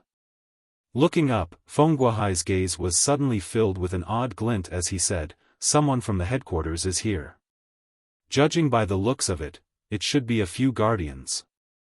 The headquarters are taking this transaction very seriously." Yunyang squinted and said, "I wonder what level the General Commerce League's Guardians' cultivation base is." Is it convenient for you to reveal it, Elder Feng? Feng Guohai chuckled. This isn't a big secret, but rather than letting this old man reveal it, why don't you witness it with your own eyes? You'll know in no time. Before his words echoed in the air, a golden light flashed in the yard. With a soft swoosh, 3 silhouettes appeared leisurely in front of the door. The moment the trio's faces appeared, Feng Guohai shuddered. Unusually surprised, he hurried out to welcome them. I didn't expect Vice Chief and the 2 guardians to come personally. Feng Guohai, please forgive me for not going out to meet you. Forget it. The tall and sturdy Deputy Alliance Master waved his hand and laughed. If we were to come, you wouldn't be able to welcome us from afar even if you wanted to. What's the point of pretending? Let's get down to business. Is the matter you reported true? Feng Guohai smiled as well. Vice Chief, you're as straightforward as usual, but I've confirmed it. What's the point? It needs confirmation from the higher-ups. The 2 protectors were both wearing snow-white robes with 3 golden threads on their sleeves and collars. One of them had snow-white hair and beard, but his face was as smooth and glossy as a baby's. There was a warm smile on his face. Chapter 9:13. Well said. Is this Brother Yun Yang, Brother Yun? The Vice Chief laughed and said, I'm Lang Fantian, known in the martial world as the Heaven-Flipping Palm. I'm the General Commerce League's Vice Chief. These 2 are the core guardian elders of the League. This is the immortal Xiao Yushu, and this is the iron-faced judge of life and death, Gu Jiuxiao. Brother Yun, Brother Shi, the 3 of us greet you. To be able to enjoy the honorable position of the General Commerce League's Deputy Chief, he was a person of high status and power. Now, facing Yun Yang and Shi Wuchen, 2 nobodies in the martial world, he did not lose his manners at all. He was magnanimous and magnanimous. At the very least, this was beyond Yun Yang's expectations. Yun Yang thought to himself, indeed, the more authoritative a person is, the more they won't put on airs easily. It's difficult for those who act like they're the best in the world to climb to such a high position. The brainless high-ranking people commonly seen in novels are all made up. They're not even worth mentioning or laughing about. Yun Yang replied hurriedly, We brothers are honored by your presence, Vice Chief. We feel honored, but at the same time, terrified. We've long heard of Vice Chief and 2 old seniors. It's our honor to meet you today. Ha ha ha, Lang Fantian laughed boldly and strode forward, saying, Let's talk in the room. Guohai, follow me. So, it's true? Lang Fantian looked at Feng Guohai in the secret chamber. At least, from this subordinate's point of view, there's a 60 to 70% chance that this is true.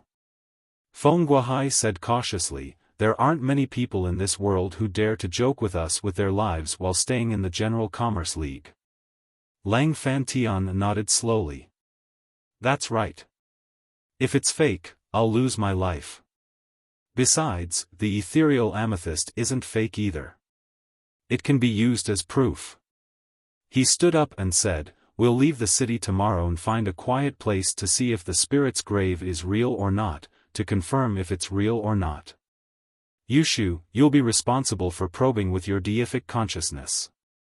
Jiuxiao, you'll observe with your soul. Just do your best, don't force yourself. If something feels off, prioritize your own safety.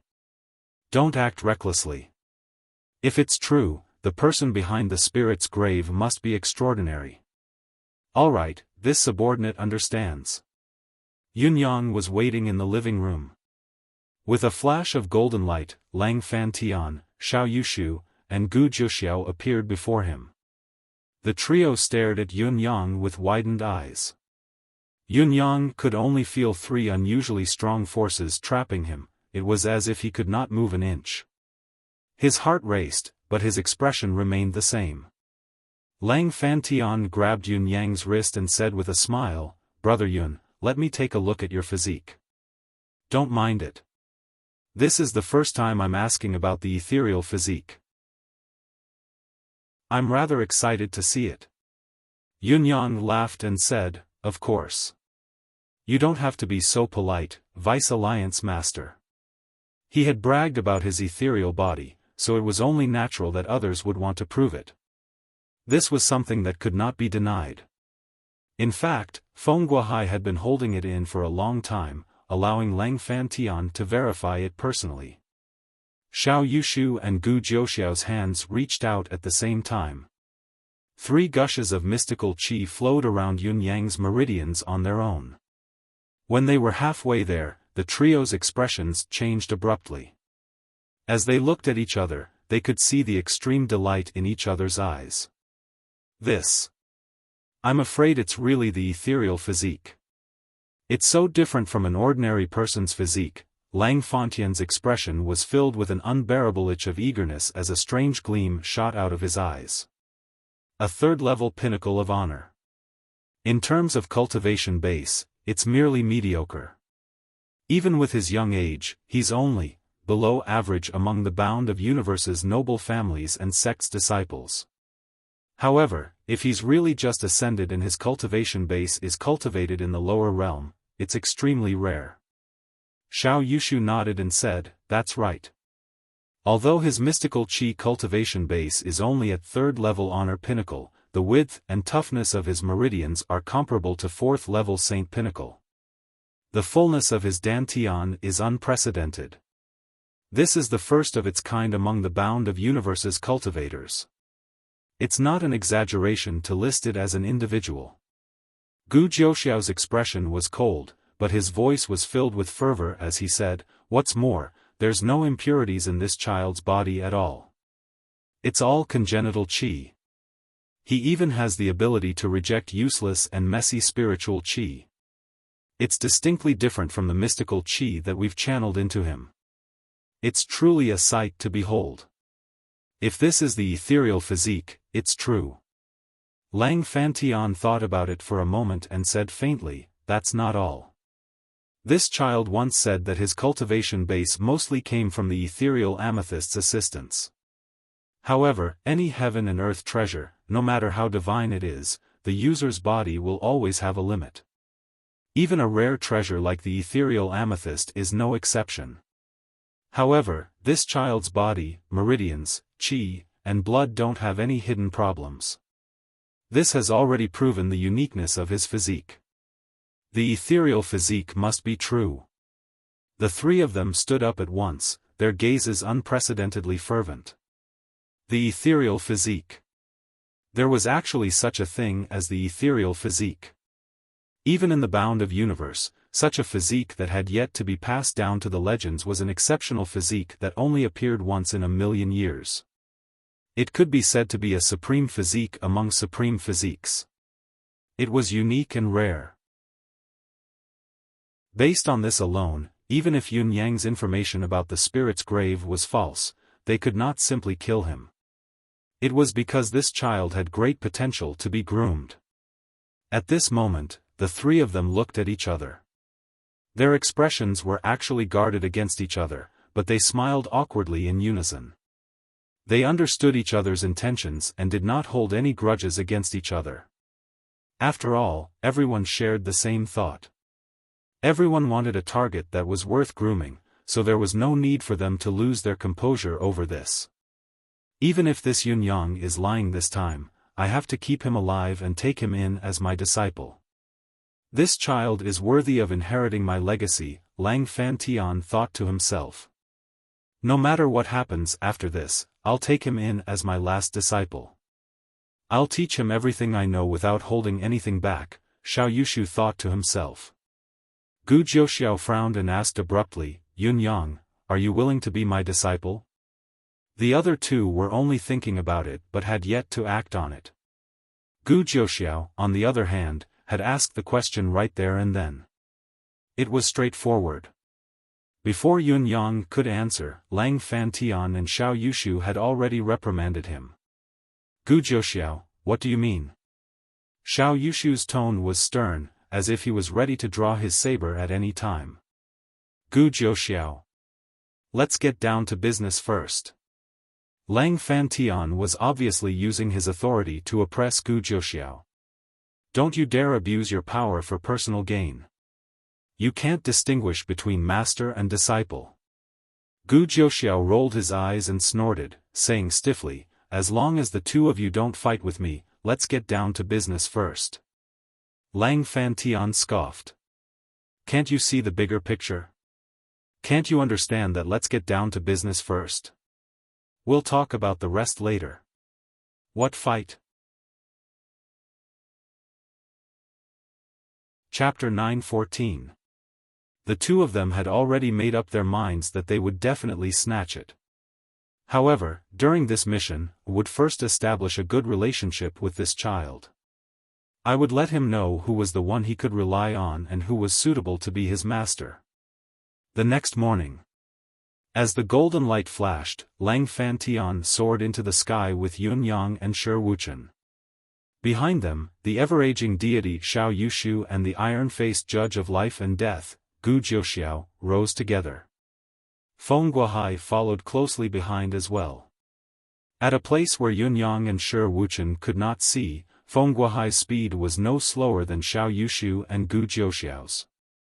His cultivation base was profound and unfathomable. It did not take long for the six of them to arrive at a mountain shrouded in a sea of clouds.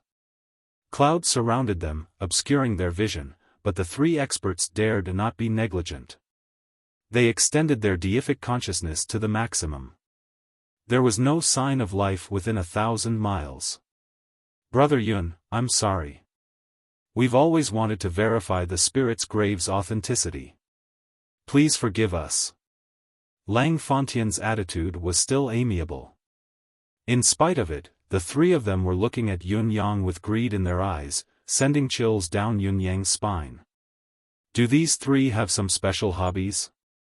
Why are they looking at me like that? This young master is handsome, suave, a fine young master in this turbulent world, a beautiful young man, it's only right. Yun Yang was all smiles, not at all bothered by it. Under everyone's watchful eyes, Yun Yang sat with his legs crossed and channeled his mystical qi and deific consciousness with all his might. Emmy, on the other hand, was already waiting in the space. This time, Emmy's true form was needed to handle the situation. Both Emmy and Yun Yang were extremely cautious. This step was also the most crucial step in Yun Yang's entire plan. It would not be an exaggeration to say that it was related to success or failure.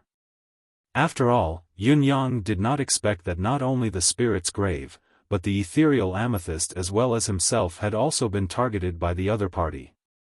The other party could not wait to swallow him whole. Lang Fantian stood with his arms behind his back, facing the sea of clouds with composure. At least, he looked relaxed and at ease, but he was actually fully focused. His divine sense was like smoke, but he paid attention to everyone's every move.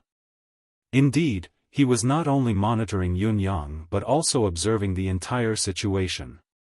With Yun Yang's insignificant cultivation base, it was destined that he would not be able to cause much trouble. There were only two paths left, the real one and the fake one. In other words, there were only two paths, life and death. What Lang Fantian wanted to observe was whether the others could be trusted other than Yun Yang and himself. Although on the surface, the people who came this time were the most loyal to the General Commerce Alliance, if the spirit's grave really existed, then the huge benefits might be able to sway someone's resolve. Wealth was enough to move people's hearts, not to mention such a huge benefit. Therefore, what he needed to do now was to ensure that everything that happened next would be foolproof. All the hidden dangers would be strangled in the cradle. Xiao Yushu's deific consciousness quietly spread out as well, forming an empty zone that formed a deific consciousness barrier. Then, he slipped his deific consciousness into Yun Yang's deific consciousness. Even if one were to look across the entire Xianhuang world, there were only a handful of people who could do this. In fact, they could be counted on one's fingers. In spite of this, Xiao Yushu's unique cultivation method was unique, the thousand transformations illusory deity. It could be transformed with a thought, without any difference. Of course, the process would cost him a lot. After all, he was using his own deific consciousness to imitate the target's deific consciousness, so it was not a trivial matter. However, the matter was grave now. Even if there was a cost, it could only be done. This was also because Xiao Yushu's cultivation base was shallow, only at the level of honor. If the target was sure Wuchen, Xiao Yushu might not have dared to sneak in so recklessly. He would have to make more preparations to prevent any potential danger. Gu Jiuxiao, on the other hand, did not move, his deific consciousness did not seem to have been unleashed. There was no movement at all, but his primordial spirit had left his body soundlessly, observing Yun-Yang's soul ripple from another dimension with a mystical power. The joint surveillance of the three parties could be said to be everywhere, and there was nothing they could not detect. At least, to these three people's knowledge, there was no one in this world who could escape their surveillance. At this moment, Yun-Yang's mystical qi had been channeled to its limit. Emmy's branches and leaves danced in his deific consciousness space as its vines rose and fell slowly. Blurry thoughts were sent out endlessly. With a flash of saber light, Yun-Yang had cut his finger. Fresh blood gushed out and splattered into the misty clouds of the mountain. Emmy's energy was activated, outputting at its maximum capacity. Xiao Yushu, who had already spread his deific consciousness around, was the first to sense it. At this moment, he seemed to have come into contact with a strange deific consciousness that was unstoppable and unfathomably deep. At the same time, he had disguised himself and blended in with Yun-Yang's deific consciousness. A strand of his deific consciousness that was advancing was clearly separated once it was touched by this strange deific consciousness. Then, a gust of eerie force directed his deific consciousness directly to the endless darkness. It felt like he had suddenly lost control of his body when he was in midair. It was exactly the same. Furthermore, Xiao Yushu could clearly tell that if his deific consciousness were to fall like this, it would definitely shatter into pieces. Once that happened, he, who had lost his deific consciousness, would be reduced to a walking corpse. Xiao Yushu cried out, exerting all his strength to retrieve the deific consciousness that he had released. Fortunately, Yun-Yang's cultivation base was still shallow. The deific consciousness that he had imitated was only a small portion of his own, so he managed to retrieve the dying deific consciousness without losing it. Even so, the moment the deific consciousness returned to his body, he was drenched in cold sweat like a waterfall. He panted heavily, his face pale. Finally, the massive deific consciousness sent back an unusually dissatisfied aura. Dissatisfied. The more Xiao Yushu thought about it, the more terrified he felt. That's a saint-level pinnacle expert that's dissatisfied with me. Ah. What should I do? Lang Fantian turned around, his gaze sharp. What's wrong? My deific consciousness. My deific consciousness has been stripped, thrown out. It was a close shave, a close shave. Xiao Yushu murmured, his eyes blank. Did Yun-Yang strip you out? Lang Fantian frowned. Absolutely not. Xiao Yushu was certain. Yun-Yang doesn't even know that I've snuck in. This force is another mysterious force. The feeling that this force gives me, it seems, like what? Lang Fantian rolled his eyes. Like, more powerful than the Hall Master. Xiao Yushu was drenched in cold sweat. His gaze was darting around in panic. Where is the expert who can sweep through the world? Is he looking at me? Will he punish me for my offense? Will he take my life with a wave of his hand? Lang Fantian felt a chill run down his spine when he heard the words. He was so frightened that his soul almost left his body. He was not feeling well. More powerful than the Hall Master. Lang Fantian was drenched in cold sweat. I didn't feel tired writing 4 chapters yesterday, but it's tiring to write 4 chapters consecutively today. I've also received a critical hit today. The driver has gone on strike, the reason being that 2 old houses have been demolished and replaced with 8 houses and 2 more along the street. I feel like this is enough for this lifetime. I want to live a more comfortable life. I'm walking home, looking at my one and only house, thinking about 10 years of hard work. My feelings are suddenly complicated and I'm extremely depressed. F***ck, nowadays, a driver is so much more comfortable than a boss and richer. I think I'm the only boss in the whole of China. Chapter 9:15. What Temple Master? Who else could the Temple Master that Xiao Yushu mentioned be other than the Temple Master of the Sacred Heart Palace? What kind of level could the person be if Xiao Yushu could clearly feel that he was more powerful than the Temple Master? It was an unimaginably terrifying level. At this moment, Gu Jiuxiao let out a scream as if he had seen a ghost. His entire body began to tremble, and his face contorted in pain. His body was covered in sweat, and his face was as pale as paper. He suddenly raised his head and spat out a mouthful of blood. Then, he fell to the ground and fainted, completely unconscious. Lang Fantian was completely petrified now. Although Xiao Gu's status and cultivation were slightly lower than his, they were only slightly inferior to him. Moreover, both of them possessed unique secret techniques. Once the two of them joined forces, he would not be a match for them. However, of these two people, one was scared out of his wits, repeatedly saying that he had narrowly escaped death, while the other had directly fallen over. What kind of power was this? How could it injure 2 third-level royal saint experts to this extent without a sound? Could it be that the saint-level experts of the spirit's grave had been paying attention to this place all along? This was too frightening. The severity of the changes here had far exceeded their initial understanding and evaluation standards.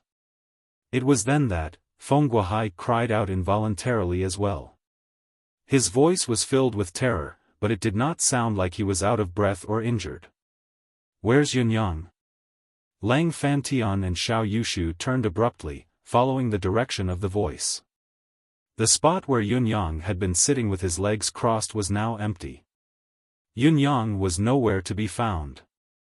The mist was still ethereal, swimming and drifting in front of them. The place was still like where the immortals used to be. The mist was ethereal and the place was tranquil.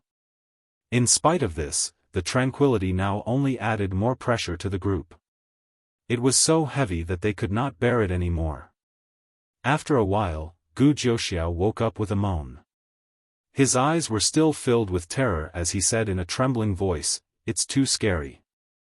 My energy of soul, it's actually been partially devoured." As he spoke, he spat out another mouthful of blood, looking extremely weary. As Lang Fantian and Xiao Yushu watched, chills ran down their spines. Sweat the size of soybeans dripped from the tip of their noses. In terms of cultivation, Gu Jiuxiao was the weakest among the 3 of them. However, as a saint emperor, he had the power of his origin spirit. Moreover, Gu Jiuxiao cultivated a secret cultivation method, so his origin spirit was much stronger than his peers. He didn't expect to suffer a setback here and be severely injured. Now that things had come to this point, he was absolutely certain that the spirit's grave was real, and that there were powerful people inside it was even more real. Yunyang was not lying. He didn't even have a 10,000th of the strength of the mysterious and unfathomable expert in Dao Jin.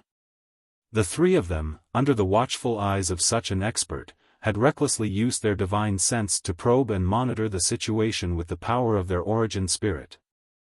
What was the difference between a cat licking the tiger's nose and a mouse acting as the cat's groomsman? They were definitely courting death to the point of insanity. Fortunately, this expert was magnanimous and did not stoop to their level. Otherwise, how could they still be alive now?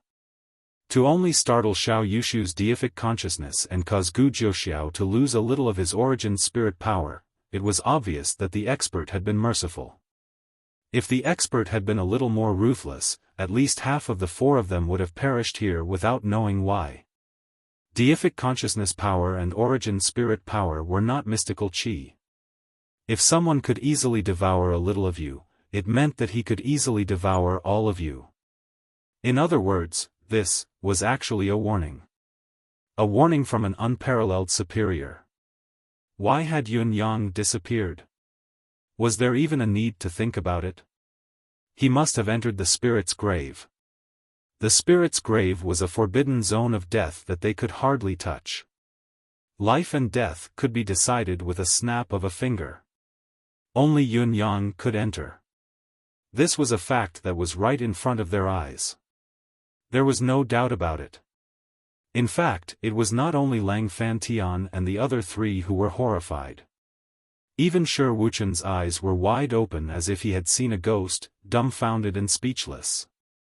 What the F***ck?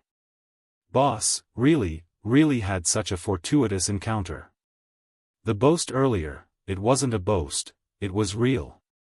This has overturned my imagination. It's the lack of experience, knowledge, and resources that has limited my knowledge and imagination. Lang Fantian, Xiao Yushu, Gu Jiuxiao, Feng Guohai, and Shi Wuchen, the five of them had the same expression now. They stared at the clouds, dumbstruck, their eyes glued to it for a long time. Shi Wuchen was slightly stronger. Although he was surprised, he was still able to stand his ground. After all, no matter how unexpected Yun Yang was, even if he was his boss, he would not harm him. The other four men, on the other hand, were drenched in cold sweat. Their hearts were beating like a drum that did not stop for a long time. Compared to Shi Wuchen's unshakable stance, their legs felt like jelly. If it were not for the gravity of the matter, the four of them would have wanted to flee and leave this troublesome place. What if the invincible expert were to come out and see the four of them? What would they do then? Even if they screamed for help shamelessly, no one would care about them.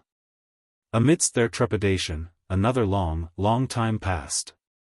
There was a sudden ripple in the air. Yun Yang emerged from the clouds and dropped to the ground with a thud like a gold ingot. His face was pale and devoid of color as he murmured, "You guys have really put me through a lot this time." With a clatter, 10 pieces of ethereal amethysts fell from his hands while Yun Yang fell to the ground without a sound and fainted. The four men looked at each other, cold sweat trickling down their foreheads, but they dared not move a muscle. If it had been before, they would have rushed forward to snatch a piece of ethereal amethysts, even with their status, background, and wealth. Now, the ethereal amethysts were scattered before their eyes, but the four of them dared not even think about it. They were sweating, their hearts were racing, their mouths were dry, and their legs were wobbly. They could fall to their knees at any time, Mamma Mia. It's too scary. After a long while, the clouds were still the same. There was nothing out of the ordinary. After an hour, the four of them woke up as if they had just woken up from a dream. They raised their hands to wipe the sweat off their faces. The fear still lingered in their hearts. They secretly looked around in panic and whispered, "This should be fine, right?" Chapter 9:16. Hu, Feng Guohai, Xiao Yushu, and Gu Jiuxiao exhaled simultaneously. Their legs could no longer support their bodies as they sat down and squatted. Xiao Yushu's face was still deathly pale. He grimaced in pain and laughed as though he was crying. "I say, Lord Vice Alliance Leader, let's not do such suspenseful things in the future. I was almost scared to death." Gu Jiuxiao's expression was icy as he exhaled deeply. "You're the one who almost lost half your life." "I was really swallowed." Lang Fantian was still shaken as he wiped away his cold sweat and said, "Weren't we uncertain before? It's enough now that we've confirmed it once. Who's going to confirm it every day? I won't come next time, even if you beat me to death. Whoever wants to come can come." "Me too. Me too." It's too scary. Me too, it's creepy and chilling, said Feng Guohai. Xiao Yushu and Gu Jiuxiao looked askance at Feng Guohai, suddenly feeling disgruntled. Why does this old fellow have everything? What's the use of a creepy fake? It's not fair. The next step is to discuss the collaboration with young brother Yun, Lang Fantian said in a low voice as his breathing gradually stabilized. The other three men did not speak. This is your chief and vice-chief's business. At least here, Lang Fantian can make the decisions himself. He doesn't need to discuss it with us. We don't plan to be involved in this anymore. Who can we look for if something happens to the collaboration in the future? I'm not going to be the scapegoat. When Yun Yang wakes up, we'll discuss it slowly. We have to understand him and confirm what the senior inside has in mind and if there's any specific plan. We must be careful, Lang Fantian said respectfully. That's right. We must be careful. We must be careful. The other three men agreed. Before knowing what Yun Yang had encountered this time, no one could understand the senior's intention. If they were to screw it up, it would be a disaster. Wailing would not even be enough to describe it. If this senior could extend his deific consciousness and devour souls from the spirit's grave, what kind of damage could he cause if he really came out? Although we don't know why he doesn't come out, or if there's something fishy going on, but if his divine sense can come out, then he can definitely come out. We absolutely don't dare to take this risk. He would rather die than take the risk. Lang Fantian carried Yun Yang on his back himself. To show that he had no other intentions, he passed the 10 pieces of ethereal amethysts that were scattered on the ground to Shi Wuchen. The group then left this terrifying territory hastily. Before he left, he turned his head back to take a look, but it was still quiet. There was nothing. There are no more traces of the spirit's graveyard? However, all of them could feel a pair of eyes staring coldly at them from within the thick fog. However, when he turned around, he broke out in a cold sweat. In the deific consciousness space, Emmy was waving its vines around, teasing the 4 whiteys and Gigi. Its leaves were so green that they were almost black. It felt so good. The divine sense power and soul power that he had accidentally swallowed today were much purer than before. It would be great if he could swallow more. It wouldn't be too much even if he had 8 to 10 of them every day. It was too bad that he had slipped away with a swoosh. Humph. I really can't swallow any other energy, but deific consciousness power and soul power, the more, the better. I can eat you up bit by bit. Wahahaha, with another flash of golden light, the group had returned to the General Commerce League. Yun Yang was still in a coma, unconscious. However, the 10 pieces of ethereal amethysts glowing with purple aura had explained everything. Looking at the ethereal amethysts, Lang Fantian pondered for a moment and made a decision at once. Feng Guohai. Yes. From today onwards, this rare treasure shop of yours shall be renamed as the General Commerce League's East Night Main Shop. With this shop as the starting point, all resources and manpower within a 10,000 miles radius shall be under your control. Yes. Thank you for your guidance, Vice Chief. You have great responsibilities from now on. You must be more careful, especially when it comes to young brother Yun. Do you understand? This subordinate understands. I shall be cautious. Yun Yang. You. Lang Fantian mused and said, to be on the safe side, don't make a decision yet. Wait for him to wake up, then we can decide what to do next. I believe young brother Yun has his own plans. All right. Yun Yang's unconsciousness lasted for 2 whole days this time. To Yun Yang, it was actually 2 solid days of good sleep. He took this opportunity to completely vent all the fatigue that he had accumulated over the past 2 months. High-level cultivators could use cultivation to replace sleep, and the effects of recovery would be even more ideal. However, Once a Shouja used up a large amount of their vital energy, spiritual consciousness, and primordial spirit power. When they used up to the extreme, only unreserved deep sleep could they recover from their original state.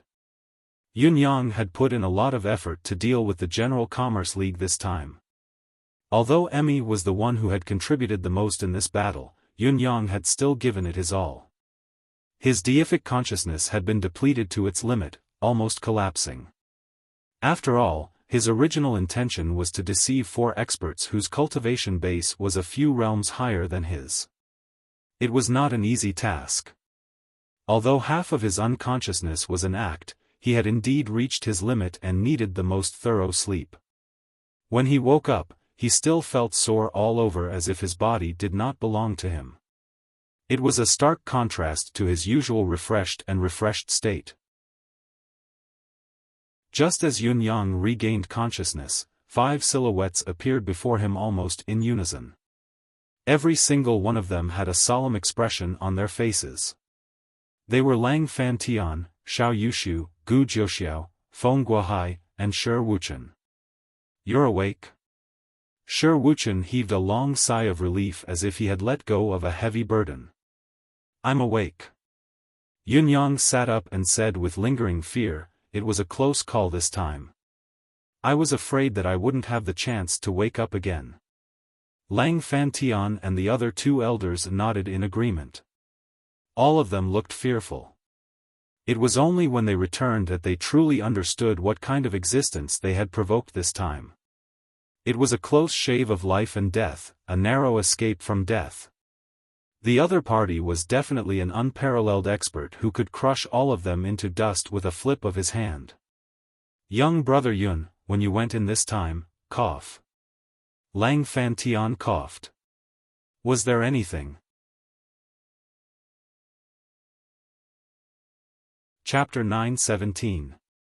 "The ethereal amethyst is with me," Shi Wuchen added when he saw that Lang Fantian had paused halfway. Sigh. He sighed before he spoke. Yun Yang's tears were about to fall from his eyes. "The Supreme Lord was very dissatisfied with the resources I brought in. He said that I didn't complete my mission well this time, that I failed miserably. He almost killed me." Yun Yang hung his head dejectedly. "Only some upper-class spiritual jade pieces that I brought in were barely acceptable. The rest were basically unsatisfactory. What's more," he lifted his head to look at Lang Fantian and the others, hesitating to speak. The 3 of them blushed and coughed in unison, trying their best to ease the awkwardness, but they had forgotten that their actions had highlighted their presence and were the source of the current awkwardness. "It's fine, though. This is the basis of our cooperation. It's necessary. After all, it's unrealistic for me to provide the Supreme Lord with resources that he's satisfied with alone." Yun Yang explained himself at once, "But I really don't know how to explain what's going on. Young brother, just speak frankly. What's the exact situation?" Lang Fantian displayed a sincere desire for knowledge. Actually, there's something that I didn't say earlier. The senior inside is only a divine sense." After a while, Yun Yang finally said quietly, "The old man passed a cultivation method to me and took me in as a registered disciple. He said that if we could meet one day, perhaps, there's a chance that I could become his official disciple. Now, it seems that the chance is slim. I'm too disappointing, far from what the old man expected. I've wasted such a great opportunity." Sigh. Once these 2 sentences were spoken, the shock it caused was so intense that it could not be any more intense. It was only a divine sense. The first sentence, 6 words, was enough to make Lang Fantian and the other 2 feel as if there was a thunderclap above their heads. It was only a divine sense, but it was already so powerful. If it were to come in person, what kind of earth-shattering power would it be? Furthermore, he was actually a registered disciple. A registered disciple of such a mighty figure, this identity was already impressive enough. Although he was a registered disciple who could lose his life at any time, he was truly the only person in this world who could enter and exit the spirit space. Not to mention that there was still hope for him to become an inner disciple. That was obviously his ardent hope, his goal. Since we have decided to cooperate with Brother Yun, then no matter what difficulties we face, we must face them together. Moreover, the General Commerce Alliance can also benefit greatly from it. Lang Fantian said emotionally, Brother Yun, feel free to tell me if you have any difficulties. Lang Fantian's words were honest and came from the bottom of his heart. The way he addressed her had changed as well. It turned out to be, Brother Yun, little Brother Yun. Although the latter appeared especially close, the feeling of looking down on him was still obvious. But now, it had directly locked onto Brother Yun. The difference in status between the two had been reversed. Once the news was out, Lang Fantian, Gu Jiuxiao, and Xiao Yushu had all given up on the idea of taking her in as disciples. Who would dare to snatch a disciple from such an expert? Weren't they tired of living? Besides, with his insignificant cultivation base, how could Yun Yang even bother with him? Previously, he had harbored the thought of capturing Yun Yang and keeping him under tight control, but now, that thought was gone. What kind of joke was this? Would you dare to capture him if I asked you to? Previously, he had been doubtful and guessing why the Triautum swordsman, Shi Wuchen, a saint-level cultivator, would willingly submit to Yun Yang. Now, it seemed that Shi Wuchen was the one who knew how to invest. How could such an insignificant subordination relationship be ordinary? Envy, jealousy, hatred, they were not that hateful. When there was a will, there was a way. It was not too late to befriend him now. Shi Wuchen, who was inexplicably envied and jealous, expressed his innocence. Although he had his own thoughts back then, he was not that ambitious. It could only be said that it was fate. Everything was fated. In addition, to clarify things, I've also mentioned, about our collaboration. Yun Yang said. Lang Fantian's expression darkened immediately. The other three men looked anxious as well. You've already sold us out? Does this mean that we're on the same list from now on? Then, it seems like we can't not collaborate with you. If this peerless expert came looking for trouble, how could the General Commerce Alliance bear the burden? For a moment, all four of them felt like they had been boarded a pirate ship. It was clearly a situation where they were seeking a huge benefit previously. It was a situation where Yun Yang had to work with them no matter what. Why was it a complete reversal now? The senior expressed his understanding, but there are many, many things that are needed. He told me the truth directly this time. Yun Yang sighed softly. It needs spiritual jade pieces. A large amount of upper-class spiritual jade pieces is only the minimum, the lowest requirement. It'd be best if there's a corresponding amount of supreme-class spiritual jade pieces.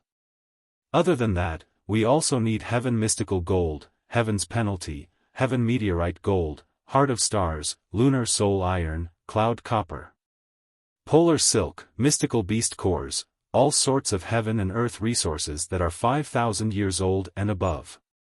The more, the better. Yun Yang began to count on his fingers.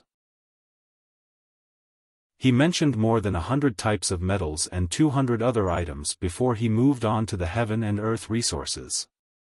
Not only Shi Wuchen, but even Lang Fantian, Xiao Yushu, Gu Jiuxiao, and the others, who were proud of their knowledge, were taken aback by the long speech.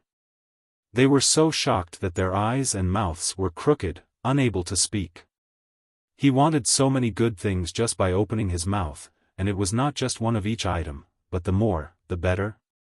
Although everyone knew that the more of these things, the better it was, the more realistic question was, if you wanted to collect so many good things, how many resources are you willing to pay for them? We've all witnessed your peerless cultivation base and unparalleled power. It's a powerful reason indeed, but it doesn't seem right to ask for things so openly and in such a huge amount. Correspondingly, according to the amount of things I bring in each time, the return that the spirit space gives me will increase accordingly. The return doesn't stop at the ethereal amethyst. There are many others, such as the congenital amethyst chi, the chi of vitality, the spiritual energy of vitality, the power of spiritual energy. These things that only exist in legends are all included. Even the power of deific consciousness can be given. There are also various medicinal pills, such as the youth rejuvenation pill that can turn an old man back into a youth overnight, the emerald cloud pill that can give one the result of 1,000 years of cultivation, the limit-breaking pill that can allow one to break through in any realm. There are even various divine weapons and weapons. After Yun Yang's lengthy speech, he chuckled bitterly. It's a pity that I haven't gotten any good things other than the ethereal amethyst. These are all from the Supreme Lord, basically equivalent to hearsay. I can't prove that these good things exist. I'm ashamed. Who? Chapter 9:18. We seem to have heard something incredible. This, no matter which one it was an extremely good thing. The innate purple chi? It was a necessary item to achieve Tao. Not to mention obtaining it, just touching it was equivalent to touching the door to Tao. Was it important? The chi of vitality? Legend had it that it could eliminate all negative conditions on the body, including the battle scars since the beginning of cultivation, the residues and hidden dangers in the body. All of them could be eliminated. It could be said that obtaining a gust of chi of vitality was equivalent to returning one's body to its innate form. Was it important? Was it precious? There was no need to explain the energy of the soul or the power of deific consciousness. It was understood. The rejuvenation pill that could make an old man return to his youth overnight, this medicinal pill was going to defy the heavens. There was also the seal-breaking pill that could break through any realm's bottleneck. It existed in the legends as well, but it had been lost for at least tens of thousands of years, and, the four men's breathing was rapid, their eyes glowing as they stared at Yun Yang's handsome face like hungry wolves eyeing fresh meat. How can I get it? Brother Yun, please speak your mind. There's no need to hold back. Lang Fantian asked anxiously. If it were not for the fact that he knew Yun Yang had such a powerful background, Lang Fantian would have the tempting thought of imprisoning the child at once and keeping him by his side forever, never letting the child see anyone else other than himself. It was too precious. It's difficult. Yun Yang chuckled humorlessly. To all of you, I seem to be blessed by the heavens and blessed with a great opportunity. My cultivation journey is smooth, but you don't know that I'm completely clueless about the path ahead of me. I'm at a loss. Blessed by the heavens. The 4 words were well said. Even Lang Fantian felt that Yun Yang's luck was too good for Yun Yang's circumstances. It was rare to be gifted, but in the bound of universe, talent was not the most fundamental core of cultivation. Only destiny was. Despite Yun Yang's unparalleled talent and the ethereal physique that had not appeared for hundreds of millions of years, it was, at most, precious. It was not irreplaceable, nor was it something that he could not give up on. Including today, I have failed 2 missions in a row. Yun Yang heaved a heavy sigh. Therefore, the requests from the Supreme Lord's deific consciousness are increasing, almost several times more than before. How can I fulfill them with my meager wealth? Among the requirements, high-grade and even supreme-grade spiritual jades are only the most basic requirements. There are many other requirements. Among them, there's even one that I find the most inconceivable and clueless about: destiny. Yun Yang's expression was miserable. Oh, my luck! How can one obtain something as illusory as fate? Providence? Does the item that senior needs include providence? That's right. The luck that His Honor mentioned didn't go into the details. He only said that regardless of whether it's the luck of a sect, a country, or a plane, there are no taboos and we can all collect it. Yun Yang said, but how can this world's providence be so easily obtained? Even if I exhausted all my efforts and wealth to establish a sect, how can I obtain more celestial luck banners? Without the celestial luck banner, how can we talk about luck? Lang Fantian frowned upon hearing Yun Yang's words, speechless for a moment. This was indeed a difficult problem. Even the General Commerce League itself only possessed a middle-class celestial luck banner. After years of hard work and increasing experts, there was only a glimmer of hope. Hoping to obtain an upper-class celestial luck banner in next year's competition was already their limit. It was also a time when they needed providence, so they were powerless and had no intention to share it with Yun Yang. After all, the General Commerce League was only a business organization, not a supreme sect. Although the League had many experts with high cultivation base, some of them were even comparable to gold-class celestial luck banner sects, let alone upper-class celestial luck banner sects. Many of them came from upper-class sects or gold-class palace. But there were many experts who came from high-rank sects or golden-level palace. They only held positions in the Merchant Union and were not part of the Merchant Union's own battle power. Once the sect related to their origin was involved, they could be attacked at any time. Therefore, while Lang Fantian could understand Yun Yang's current predicament, he did not have a solution. Naturally, he was stunned and helpless on the spot. In order to continue this opportunity, I can only choose to establish my own sect, even if I have no other choice. Yun Yang chuckled dryly. But there are only the two of us in the sect now. There's also a majordomo who's not in charge of combat, the little fatty who leaked the ethereal amethyst in the bustling market. Lang Fantian rolled his eyes and glanced at Yun Yang and Shi Wuchen, feeling speechless. He really did not know how to respond to this. Brother, your situation leaves us speechless as well. Other than speechlessness, we feel powerless, helpless, and sorrowful for you. Did you really think we wouldn't investigate you beforehand for such a serious matter? We've already thoroughly investigated the background of those few people of yours. How dare you call yourselves sects when you're just a newly established sect that can't even be considered a shrimp sect? Any group in the martial world has more people than you, let alone sects. As for resources, Yun Yang straightened his back and said through gritted teeth, to be honest, other than robbing, we have no other choice. Robbing. Lang Fantian, Xiao Yushu, and the others were speechless. Feng Guohai's eyes shone. You guys are indeed, that's right. We're the craziest robbers recently. Raiders of all but God. Yun Yang cut him off. Raiders of all but God? Lang Fantian and the other two had just arrived at Dongye City, so they had no idea what the name meant. Why did it feel like it was rather famous?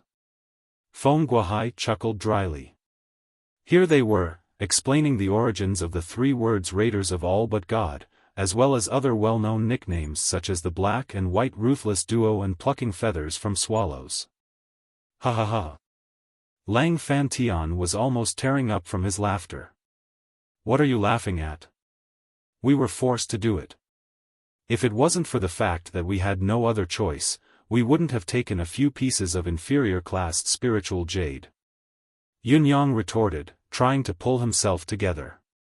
His tone grew softer and softer until he looked crestfallen, as if he would never be able to rise again. What's wrong with that? Do you think we'll hand you guys over? Lang Fantian decided. Don't worry, it's just robbing. It's no big deal. If there's a need in the future, we can send someone to rob for you. Shi Wuchen was speechless from the side. The biggest crisis was actually resolved by Boss in such a casual manner. In addition, they now had an extraordinarily reliable channel to dispose of stolen goods in the future. It seemed like they would also have an additional backing and a more reliable trading channel. This plan, this reaction, how did his boss come up with it? Why are you called Supreme Cloud if you're so smart? Just call yourself Supreme Wit. Glancing at the 10 pieces of ethereal amethysts on the table, Shi Wuchen suddenly remembered something. His brain felt like it had been struck by a bolt of lightning, almost fainting at that moment. He finally remembered that when Yun Yang was setting up the formation, the 100 or so pieces of amethyst that he had casually tossed out, he had racked his brains to come up with this plan. It was also the first time he had tried to write the layout in such a manner. The first few chapters were baffling, weren't they? Heh. I can't help but praise my super high IQ. Chapter 919. Shi Wuchen was bewildered. Why did this feeling and what he was seeing feel so familiar? Although Shi Wuchen was a saint-level cultivator, he had never come into contact with the ethereal amethysts before. Other than worrying about what would happen, he was worried about Yun Yang's unusual behavior. Naturally, he did not think about this at all. The 10 pieces that Yun Yang had taken out that day had been sold right away as well. It was just a fleeting glance. However, the ethereal amethysts had been in his hands or placed on the table in front of him for the past 2 days. The feeling was getting more and more familiar. Could it be that the 108 energy crystals that Boss used to set up the formation that day were all ethereal amethysts? The more Shi Wuchen thought about it, the more he thought about it. The more he thought about it, the more he felt that it was the truth. If that was the case, Boss's words now might not all be lies, but at least 90% of them are false, and at most one is true. Only 10 pieces can be brought out at a time. You have so many that you can use them to set up the formation. Shi Wuchen's eyes glazed over. He suddenly recalled that the 108 pieces of ethereal amethysts were placed under his Sex Mountain guarding formation and had been tossed away by Yun Yang like they were trash. With a loud groan, Shi Wuchen fainted in bliss. Before he fainted, he could only hear Yun Yang's refusal. That won't do. Only the sect's own effort can be considered as accumulating providence. If I need your help, what's the deal? No way, no way. Including the various resources that we'll be trading in the future, we can't take them for free either. They must be obtained through trade. On this point, we must set the rules now. No one can change it without permission. Lang Fantian laughed and said, that's right, that's right. We'll listen to you, Brother Yun. However, you can still come to us to dispose of your loot if you rob someone in the future. We do black market trading here. I promise Brother Yun that no matter what you rob in the future, we'll take it all and buy it at a fair price. In his heart, however, he was thinking, what valuable items can these 2 little fellows rob? Besides, they're so weak. Won't they be killed instantly if they encounter a tough opponent? What if they die? Won't this be a dead end? They can't die. It's best if they don't even get hurt. There were so many good things in the spirit's graveyard that had yet to be taken out. Beside them, Xiao Yushu and Gu Jiuxiao's eyes lit up as well. It's all right. We think that the raiders of all but God's name is rather domineering. In the future, it's fine for you to continue robbing others. You should vigorously develop your sect and strengthen your own power. As your ally, it's reasonable for us to protect you. Yes, it's just a robbery. Who doesn't get robbed 100 times in Jianghu? Can they still be called Jianghu people? Don't worry, as long as you have goods in your hands, you must come to us. We'll give you whatever you want. It's a fair trade, and it'll benefit both of us. Yes, that's right. I don't want it for free. I'm just afraid that some people with ulterior motives will try to steal it. Moreover, it will hinder the growth of your sect. This rule is good. Feng Guohai pondered and said, why don't we station someone in Yun Yang's sect to receive the resources at any time? Wouldn't it be better if the trade between us is smoother and more convenient? He shot a discreet glance at Lang Fantian. Lang Fantian caught the hint and said, I'm afraid we'll have to stay in Brother Yun's sect for a long time. If that's the case, I wonder who's willing to go. I'm willing. Feng Guohai, Xiao Yushu, and Gu Jiuxiao spoke simultaneously. They spoke in unison. Then, the three of them looked at each other, sparks flickering in their eyes. How good of an opportunity was this? They would be able to see anything good right away. The pavilion closest to the water enjoys the moonlight first, and the flowers and trees facing the sun enjoy the early spring. This was a great opportunity in a different sense. All of them were not young anymore, they needed it. Lang Fantian rolled his eyes. F***ck, if your father isn't the deputy chief, I'd want to go too. Do you three old things think I don't know what you're planning? Do you want to be rich just like that? How can I let you have your way? Why don't all of you go? Lang Fantian decided right away. If there were only two of them, there was a possibility of colluding, but three of them. Two guardians and a shopkeeper, their standpoints were different. Then, I'll send two more people to take turns with you. Lang Fantian was still worried, so he added. Feng Guohai thought about it and said, I'm afraid it's still not enough. I'm afraid you'll have to reconsider this matter, Deputy Chief. In the future, our transportation, receiving of goods, this route. I'm afraid it'll be noticed sooner or later. By then, our forces here will be too weak. Lang Fantian glanced at Feng Guohai approvingly and said, Old Feng, you're far-sighted and thoughtful indeed. How about this? When I go back, I'll ask the chief to let me bring the 8 Vajras here personally to guard Dongye City. He sighed softly. This is a serious matter. It's related to the future of the General Commerce League. It's only right for me to work harder. The three of them rolled their eyes at the same time. He was the deputy chief, after all. His thoughts were truly honorable and righteous. His words made it sound like he was making a huge sacrifice. However, whoever comes over after you go back has nothing to do with us anymore. We have to be responsible for Yun Yang's safety here anyway. That's enough. We're already in a favorable position. As for whether you, Deputy Chief, can snatch this assignment in the end, it'll depend on your capabilities.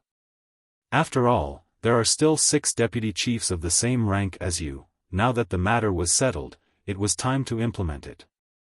The group breathed a sigh of relief. Lang Fantian turned and finally noticed something. Why did this fellow faint? When did he faint? Yun Yang glanced at Shi Wuchen, who was unconscious on the ground and could not help pursing his lips.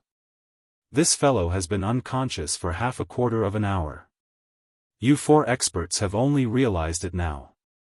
I'm feeling aggrieved for my supreme sword, how little sense of existence I have. Under everyone's watchful eyes, Yun Yang and Shi Wuchen poured out everything they had plundered from their spatial rings.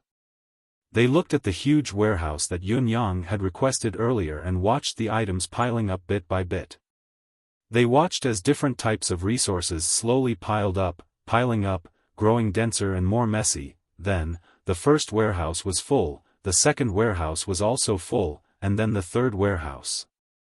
The corners of Lang Fantian, Xiao Yushu, Gu Jiuxiao, and Feng Guohai's mouths twitched as they watched. These 2 fellows are indeed called the Raiders of All but God. Chapter 920. Not only were there all kinds of goods, but there were also the logos of various sects and aristocratic families.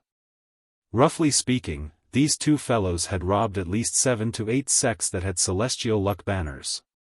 Among them, there were logos of middle-class green celestial luck banners. As for aristocratic families of various sizes, there were countless of them. It would be difficult for any of them to escape. As for the sects without celestial luck banners, their logos were even more colorful and dazzling. They've robbed at least 100 sects here in Jiaxi. Lang Fantian's eyebrows were twitching. This is, they live up to their reputation. They're insane indeed. Xiao Yushu was dumbfounded. He had seen a lot of robbers and even encountered a lot of robbers, but he had never seen one as crazy as this. It was understandable that the high-end goods were valuable, but what the hell were those lower-class spiritual jade pieces that were dumped out? The sky was 9 feet high, and the feathers of a swallow were plucked. There's no punishment other than heaven. Everything else has been robbed. Gu Jiuxiao grabbed a small box that contained the most valuable item that Yun Yang had plundered this time. It was a 10,000-year-old snow ginseng. Logically speaking, although a 10,000-year-old snow ginseng was rare, it was not something that was too rare. Saint emperors like Gu Jiuxiao would not be interested in it.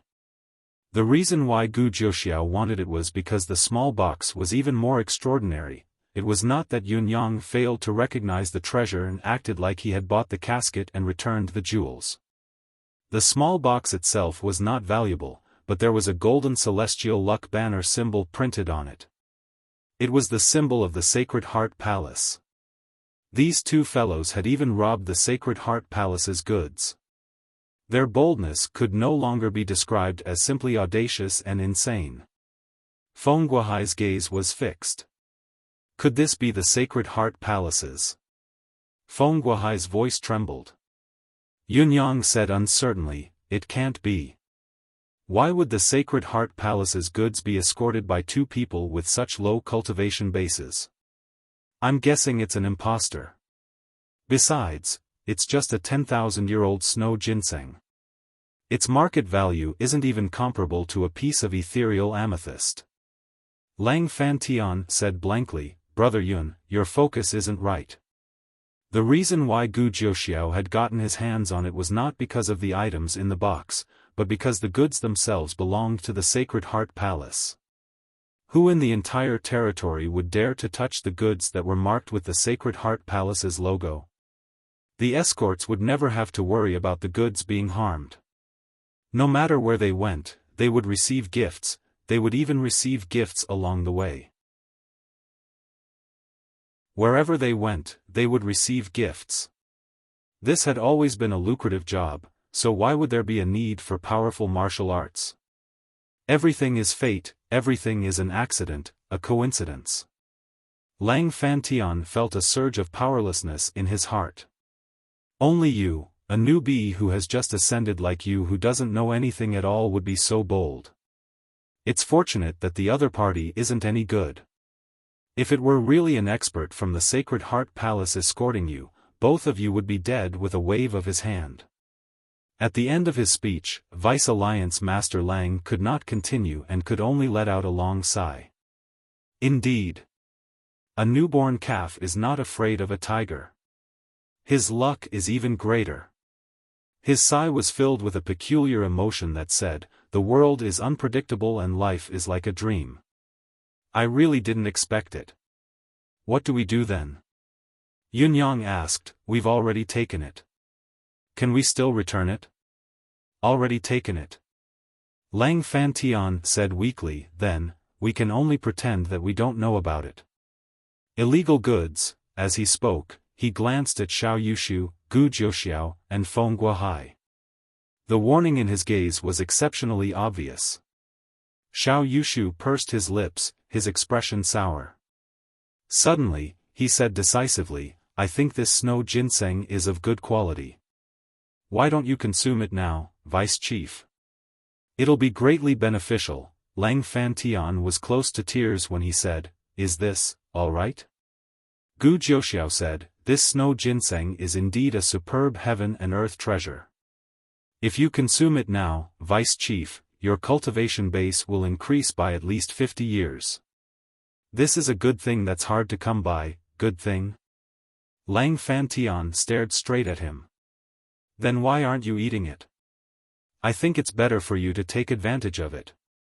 The corners of Gu Jiuxiao's lips twitched as he said, "With Vice Chief here, it won't be my turn. I dare not overstep my boundaries." "If I really eat it, Lang Fantian said, "I'm relieved that you've said so. I order you to eat it now. Your increase in cultivation base is also an increase in the General Commerce League's ability. We're subordinates in name, but we're no different from brothers. It's the same if you eat it and I eat it. Gu Jiuxiao clutched his stomach, looking pale as he said, My stomach hurts. I.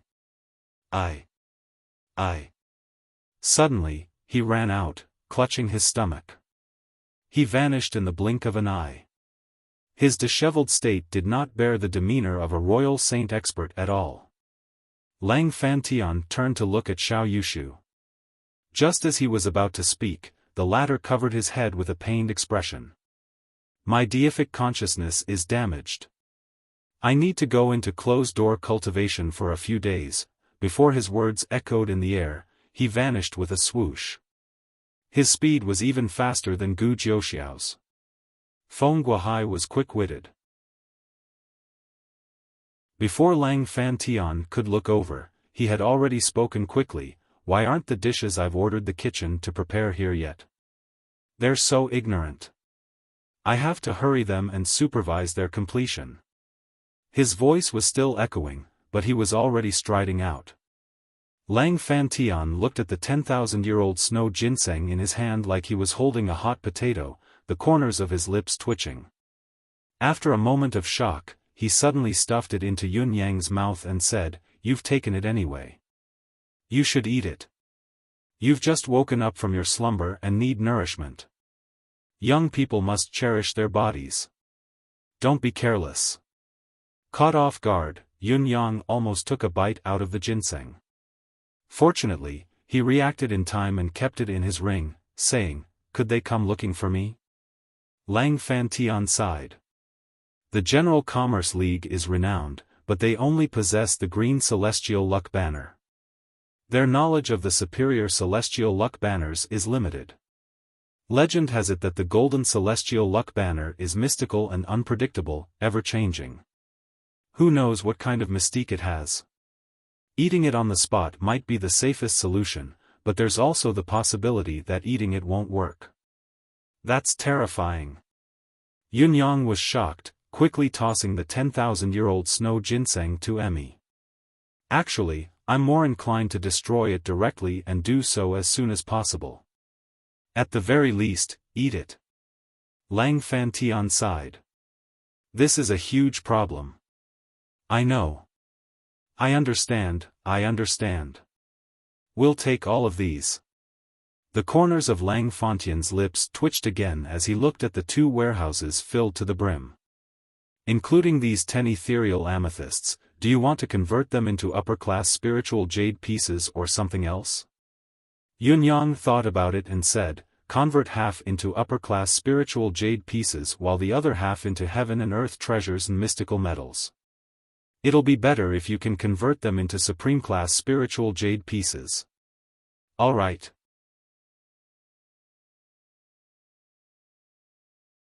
Chapter 921.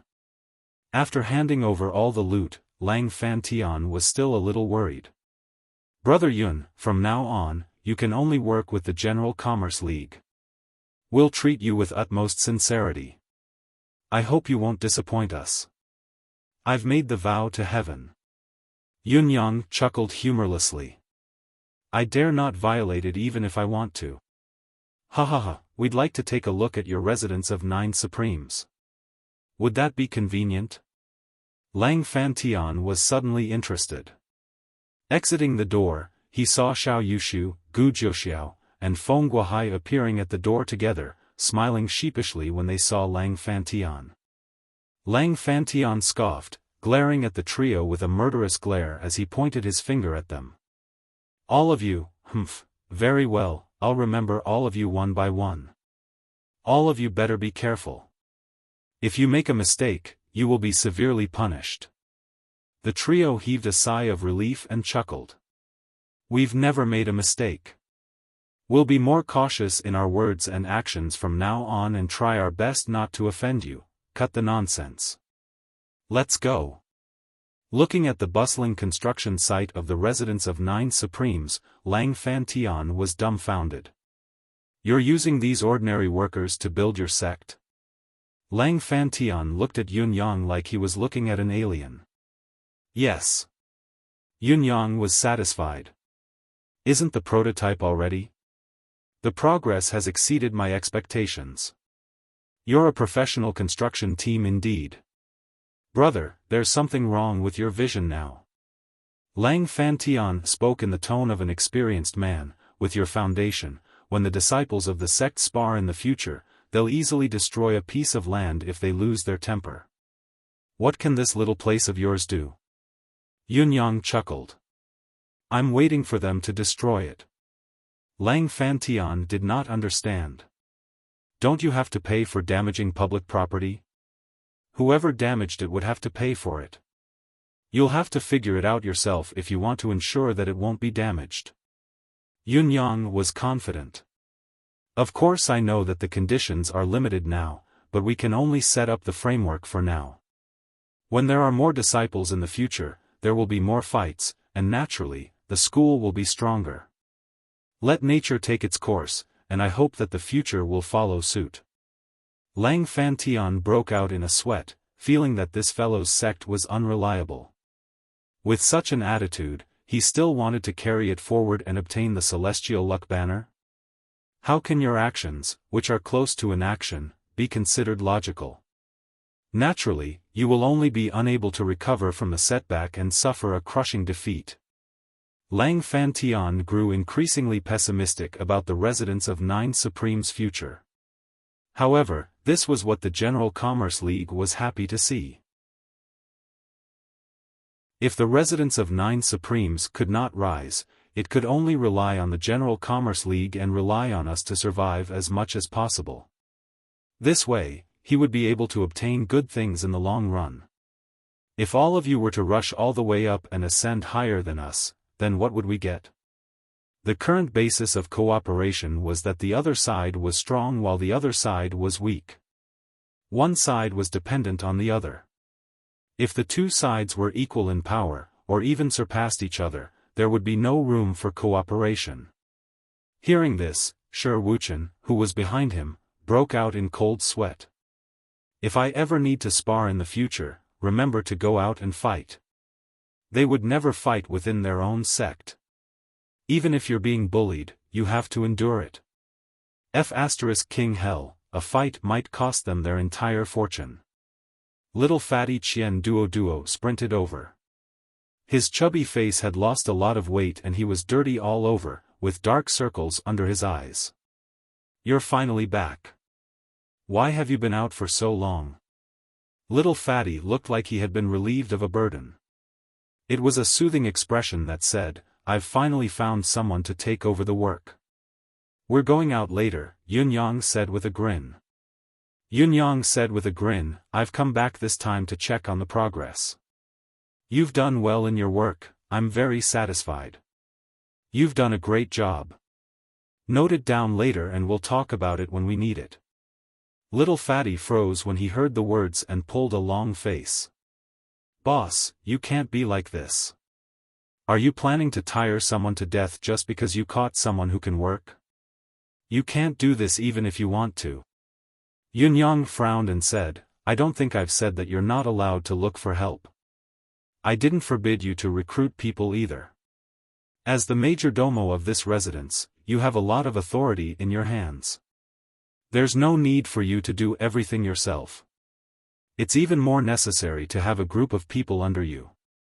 However, if you don't look for your own subordinates, do you want me to arrange them for you? Of course, I don't mind if you insist on doing it alone. At most, I'll think that you're a little silly, but I can't say that I'm exploiting you, can I? Little fatty was stunned once again. That was right. Did he have to wait for the arrangement as well? He was the majordomo. Which sect, or family's majordomo did everything himself? Did they not have a lot of subordinates? All they had to do was be in charge of organizing and dispatching. It was really not that difficult. In spite of this, he suddenly felt that his hard work during this period of time was rather undeserved. The location of the base is not bad. It's very organized. Feng Guohai admired the residents of Nine Supreme's base. From now on, I'll stay in the valley over there. It's only 10 miles away from the residence of 9 Supremes. As long as I'm careful, I won't be noticed. Upon hearing Feng Guohai's words, Xiao Yushu and Gu Jiuxiao were deep in thought as they looked at the flourishing school. Perhaps the residence of 9 Supremes still looked rather crudely built, but its layout was vaguely grand and majestic. From now on, we'll be on the left and right, staying by the side and helping each other out. Both of them made up their minds at the same time.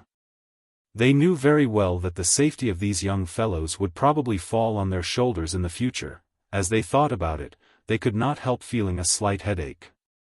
After all, these two fellows were too good at causing trouble. Not only did they cause a shocking amount of trouble, but the quality of the trouble they caused was terrifying as well. Who would dare simply look for the owner of the Golden Luck banner? Fortunately, the vice chief will send someone else later. Otherwise, the two of us might not be able to keep an eye on them and protect them. After a while, Lang Fantian left hastily after taking a quick look around, leaving without anyone noticing him. Other than being eager to report back to the League's chief to confirm the truth of the matter and to prepare for the future, the reason he left in such a hurry was also because he considered the fact that these two people were too good at causing trouble. The raiders of all but God's name had spread like wildfire, and they had even provoked the Sacred Heart Palace. As Lang Fantian left, Feng Guohai and the other two disappeared as well. Although Yunyang knew that they must be stationed nearby, he could not sense where they were with his current deific consciousness. After all, the disparity in their abilities was too great. It was not his fault. Nonetheless, he was still at ease, a sense of security that he had never felt before. With these royal saint experts acting as his free bodyguards, Yunyang felt that he did not lack anything now. What was there that he dared not do? Now that he had a sales channel, of course, he had to make better use of it. What was the raiders of all but God? Why was it the raiders of all but God?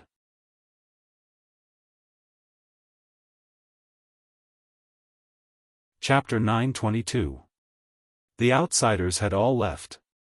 Other than a circle of workers working in the residence of 9 Supremes, only Yunyang and the other two were left. The three heads of the residence of 9 Supremes. Only then did Shi Wuchen reveal a look of shock and admiration, as well as boundless incredulity. At least he had some experience, so he carefully sent a telepathic message to Yunyang, "Boss, did you plan this from the very beginning?" Yunyang was finally relieved. He nodded slowly and said faintly, "Do you think that all of this is a coincidence? Do you think it's so easy to get such a large batch of illegal goods? Even if it's done this time, what about the rest? Is this the only one you're going to rob?" Shi Wuchen's eyes almost popped out of their sockets. At this moment, he suddenly felt an unprecedented admiration for himself. He admired the wise decision he had made earlier. It was truly wise of him to join the residence of 9 Supremes in a moment of recklessness. Too brilliant. Too smart. The admiration he had for his new boss from the bottom of his bones was like the rising tide of the sea, endless and turbulent. Thinking of Yunyang's step-by-step plan, from nothing to a series of seamless actions, first, he took out the ethereal amethyst to attract the attention of various forces. Then, he took the opportunity to establish a sect, but he did not do anything about it, leaving little Fatty in charge. Perhaps there was only one accident that he hadn't expected, and that was his participation in the competition. However, Shi Wuchen could totally imagine that even if he did not appear when the sect was built here that day, Yunyang would still rob with his own strength without any hesitation. At most, he would not rob cultivators of saint level and above right from the start. Following his set of actions, he began to plunder madly, which naturally gave off a feeling of madness. It was as if he would die if he didn't plunder. And from this moment onwards, it actually gave his future partner a hint. When he was almost done with his looting, he would still go to the black market and look for partners openly and covertly, selling the goods along the way. He would make his robbery appear on the surface, at least to his partners. Even if he did not say it out loud, his initial target would still be a large business organization like the General Commerce League in the bound of universe. After all, only such an organization could satisfy his need to dispose of stolen goods. As long as he entered, he could throw out the foreshadowing of the ethereal amethyst's exposure at the right time. Naturally, the subsequent actions would be triggered.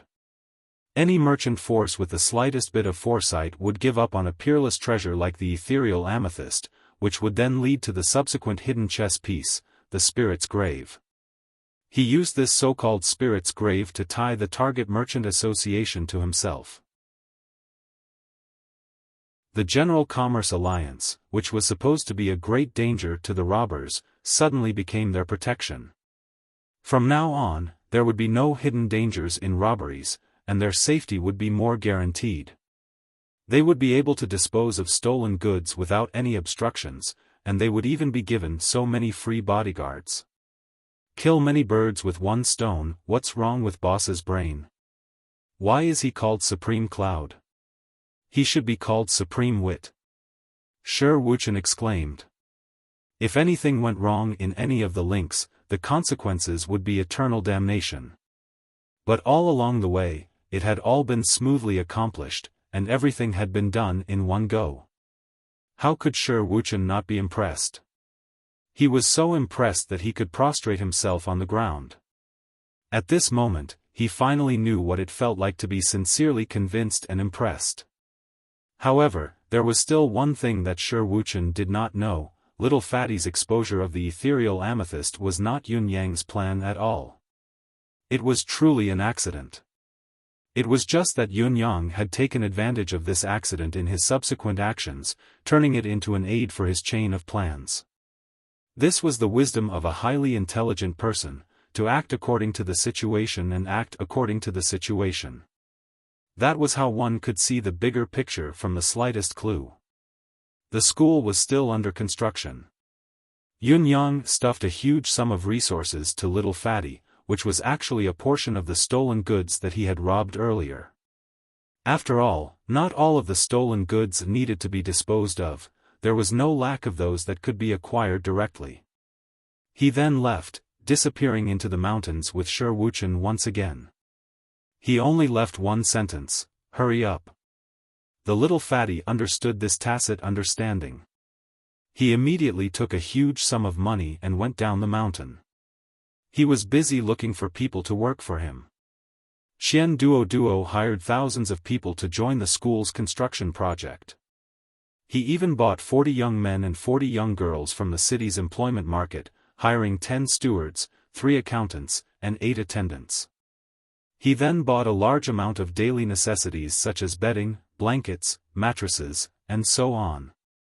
He also bought 40 horse carriages and 200 unicorn beasts to pull the carriages.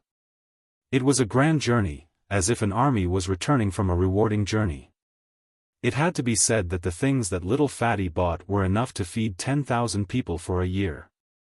There was no need to worry about a lack of supplies. Some of the items that were more durable would take even longer.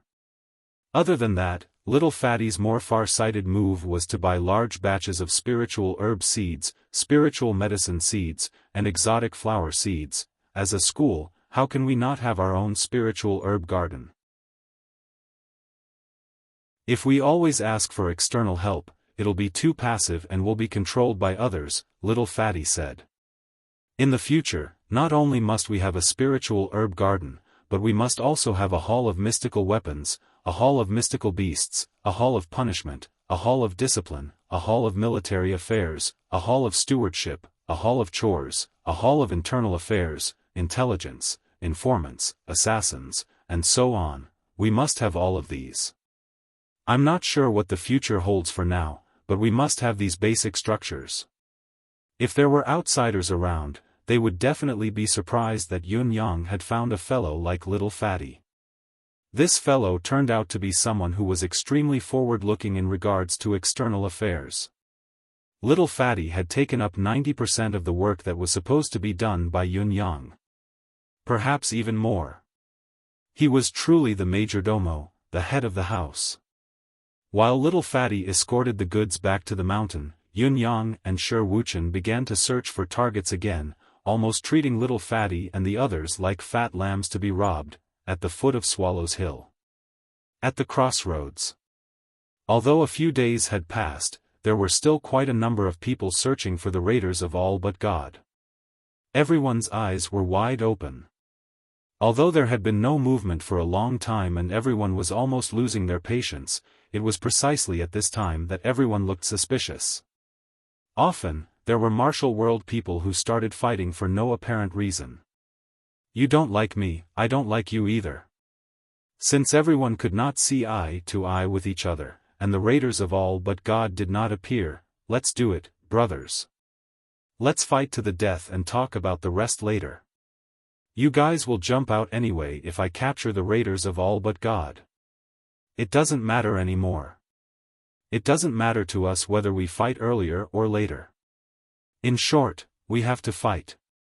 If you don't care, I don't care either. It's just a fight.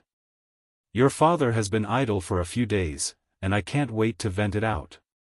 Therefore, many people roared and started to work without a care in the world. Yun Yang and Shi Wuchen continued their journey. Along the way, they had already seen no less than 7 to 8 groups of people fighting with bloodshot eyes. These two robbers had nothing to do. Just like now, Yun Yang looked at the scene in front of him and could not help but feel speechless. Raiders of all but God. Just surrender now. 30 to 40 people formed an encirclement, and the leader looked ferocious. Do you think you can get away with just a few words after robbing our steel fort's goods? Let me tell you. There's no such thing in this world. In the middle of this group of Thai family fort people were 2 young men, one dressed in white and the other in yellow. At this moment, the 2 of them were completely baffled as they stood there in a daze. Yesterday we were defeated, today we make up for it.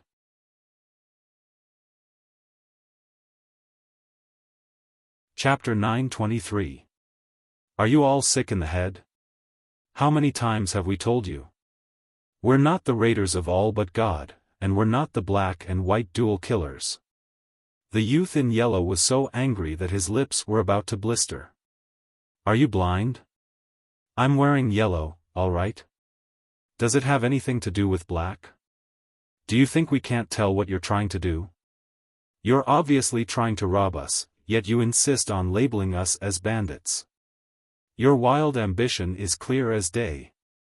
The leader of the group from the steel castle had a complicated look in his eyes, but he shouted resolutely, "You're the raiders of all but God. The black and white dual killers. Do you think we don't know you just because you've changed your clothes? There's no doubt about that.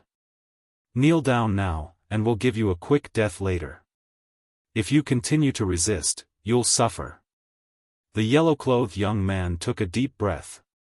The look in his eyes became sharper and sharper. In the end, his entire body was like a long blade, looking down on the world. His clean right hand slowly pressed on the hilt of the blade. He said helplessly, "Brother Ren, it seems that this battle is inevitable. It is unavoidable." The young man in white who was addressed as Brother Ren had a cold expression on his face as he said, "Brother Lon, I've told you before that these people have been up to no good from the start. Their purpose of intercepting us here isn't to capture the raiders of all but God, but to rob us. You didn't believe it, and insisted on reasoning with them. If we had followed my suggestion, we would have just killed them all. Wouldn't that have saved us a lot of trouble?"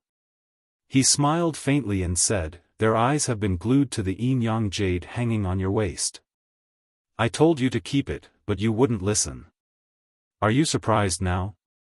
This Brother Lon held his saber and smiled. Surprised? Not yet. How can a real man hide his head and show his tail when he's alive? I don't care about changing my appearance for a bunch of rascals. Even if it's more difficult and dangerous, I, Lon Ruojuan, don't mind. Brother Ren smiled and said, "If that's the case, then I, Ren Qingquang, will end this battle with Brother Lon and kill everyone." The person from the Steel family fort yelled, "What a stubborn resistance. Everyone, attack together. Kill this raiders of all but God, kill the black and white double ghosts. 30 to 40 people swarmed forward. Sword chi and saber light instantly soared into the sky, killing in all directions. Both sides clashed in an instant, but Lan Ruojuan's saber shone brilliantly. Wherever the saber light passed, blood spurted into the air. 2 heads had already flown away along with the saber light. Lan Ruojuan's saber light was like snow, his yellow robe fluttering in the wind like a pink chrysanthemum blooming endlessly in the air. A flower bloomed here and there. Every time a flower bloomed, at least 2 heads would fall from their necks. There were no exceptions. Beside him, streaks of cold flowing light appeared and disappeared unpredictably. The killing power of the cold flowing light was not inferior to the saber light. Every time it flashed, a person's throat would be pierced. Blood spurted out like a fountain, spraying continuously. As the flashes of the flowing light became more frequent, the number of people whose throats were pierced increased as well. The crisscrossing lines of blood in the air grew denser and denser. Such a unique swordsmanship was able to kill people, but the lines of blood continued to spurt out from their wounds. How domineering! The 2 young men, Lan Ruojuan and Ren Qinghuang, flew around in this net that looked like it was weaved from fresh blood, killing without restraint and without mercy. However, the movements of these 2 people were calm and unhurried. Their yellow robes and white robes were spotless from beginning to end. In such a cruel battle, where blood rained down everywhere, not a single drop of blood stained their bodies. It was a marvelous sight to behold. The so-called fierce battle had turned into a situation where the few were outnumbered. Although the Steel family fort had the advantage in numbers, the 2 men in yellow and white had the upper hand. It was an overwhelming advantage. In less than half a cup of tea's time, the Steel family fort, which originally had 30 to 40 people, was left with only 7 to 8 people who were still putting up a desperate struggle. However, the tide of defeat was already irreversible. Yun Yang watched the battle from the shadows and said, "These 2 people are quite interesting. Their skills are quite impressive." Shi Wuchen sighed and said, "These Steel family fort people are really asking for it. Didn't we just rob a few carts of ice silk? How could they be so blind as to provoke these 2 murderous gods? Are these 2 famous?" Yun Yang asked. "Not just a little famous. They are like me, among the top figures of the younger generation. There were 10 of them back then. I wonder how many of them are still alive now." Yun Yang looked at Shi Wuchen with interest and said, "Just say that you're one of the top figures of the younger generation. Why do you have to drag the 2 of them along? I know that your cultivation base is profound and your talent is extraordinary. Why do you have to blow your own trumpet like this? It's a little too much." Shi Wuchen blushed and was stunned for a moment. Then, he said, full of melancholy, "I'm afraid that I'm no longer able to compete with these 2. I was severely injured and haven't come out for 3 years. I'm afraid that my cultivation base has been dragged down by them." Yun Yang was intrigued. "Why don't you just tell me who the 10 people are? Cultivation base is only a judgment, it's not absolute." Shi Wuchen's gaze was leisurely reminiscing as he murmured, "Back then, the 10 of us were all young geniuses who had ascended to the saint level before the age of 30. The martial world used to sing songs as a form of praise. Of course, the main reason why the 10 of us were equally famous was that none of us were under the protection of the celestial luck banner. We were either rogue cultivators who didn't belong to the banner in the first place or abandoned disciples who were expelled from their sections. There were also 2 who were orphan disciples whose sects had been destroyed. That's why we're collectively known as the Demiurge Flawed 10. The Demiurge Flawed 10? Yun Yang frowned. Are they physically handicapped? Not exactly. Shi Wuchen said indifferently, the reason why we're named this way is because although we're all geniuses, gifted, we're not disciples under the protection of the celestial luck banner. Even if we're geniuses, we're destined not to go far. When geniuses die prematurely, it's often called the demiurge flawed 10. That's why we're called the demiurge flawed 10. While Huang Xiaolong and Huang Xiaolong were talking, the Tai family fort's people were all dead. Finally, before the leader died, he suddenly roared, "Remember your promise." Blood splattered, and he died just like that. However, Lan Ruojuan and Ren Qingquang did not leave just like that. Instead, they stood with their swords and sabers, looking around cautiously. Lan Ruojuan in yellow said faintly, "May I ask which friend has arrived? Since you're already here, why not show yourself?" Shi Wuchen was taken aback. Just as he was about to greet them, Yun Yang held him back and said, "Those two didn't discover us." Yun Yang's gaze was solemn. "The meeting schedule is too tight, from morning to night, no gaps allowed, no leave allowed. They actually have to organize a movie at night, what a joke. It's not easy to finish the movie and write until now. Let's watch the next episode, I'll make up for it when I get back."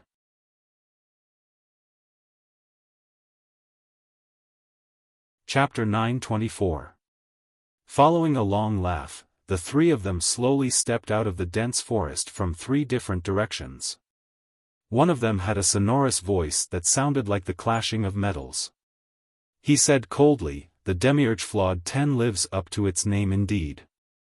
The raiders of all but God is indeed impressive. They kill without hesitation and leave no loose ends." Lan Ruojuan narrowed his eyes and asked, "Who are you? Could it be that, you know that we're the demiurge flawed 10, but you still think that we're the raiders of all but God?"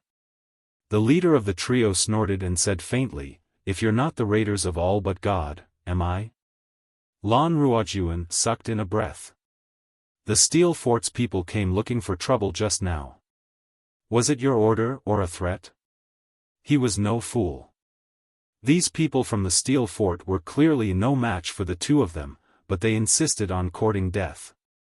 There must be a reason, but he really could not figure it out. What difference does it make? The man said coldly, "They're already dead.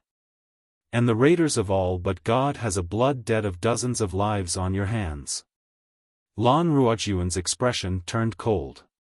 "We're not the raiders of all but God." The trio snickered in unison. Lan Ruojuan and Ren Qingquang inhaled at the same time and slowly pressed on the hilts of their swords.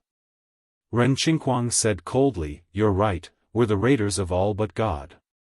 Cut the crap, let's go." As soon as he finished, he turned into a whirlwind. The 3 people opposite him roared and charged forward, engaging in a fierce battle in an instant. At that moment, Yun Yang asked, "Who are the 10 people?" "The 10 of us." Shi Wuchen's gaze was worried as he said, "The young master in the black fog is frivolous, the green robe is dustless, Huang Ruelan is the queen, the purple robe is dreamy, the golden hand holds up the sky alone, the poisonous heart is not a small intention, the starry soul stains the great river, the moon falls from the 9 serenities, the sun shines in the sky. These are the demiurge flawed 10 of the past." Shi Wuchen chuckled self-deprecatingly. Each of them is quite famous, but their foundation and stamina are lacking.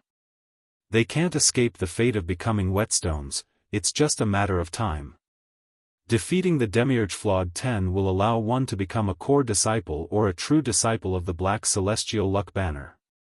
Heh. The so-called demiurge flawed 10 is nothing but a whetstone pushed out by the sect. How laughable. Shi Wuchen recalled what had happened to him, and the sorrow in his eyes deepened. In front of him, the 2 people who were suffering from infamy and being attacked were very similar to him. Those who besieged them were disciples from sects with celestial luck banners. Yun Yang said, "Then these 2 people before us must be Ren Qingquang of Bai Ren Qingquang and Lan Ruojuan of Huangrui Orchid? Not bad. It was them." The reason why these 2 fellows often stay together is not only because their temperaments are compatible, but also because they are, too, cough cough, clean. Shi Wuchen's words were very vague. Yunyang caught the hint and laughed, saying, "You can just say that both of you have mysophobia. Anyone with eyes can see this. It's not a problem. I also like to be clean. It's just that I'm not obsessed with cleanliness." Amidst such a stormy sea of blood, these two people were still trying their best to keep their clothes clean. What else could it be if they were not mysophobia? "Who are the other people?" Yunyang asked. "Young Master of Dark Mist, Shi Bujia, Purple-Robed Golden Needle, Wu Menghuan, Golden Scholar, Tai Qingcang, Vicious Physician, Ping Xiaoyi, Star Soul Swordsman, Luo Dajiang, Serene Spirit of Nine Springs, Kong Luoyue, Eternal Sky Assassin, Guanuanyang." Including the three of us, Triautumn Swordsman, Shi Wuchen, Traceless White Blade, Ren Qingquang, Yellow-Robed Sword, Lan Ruojuan.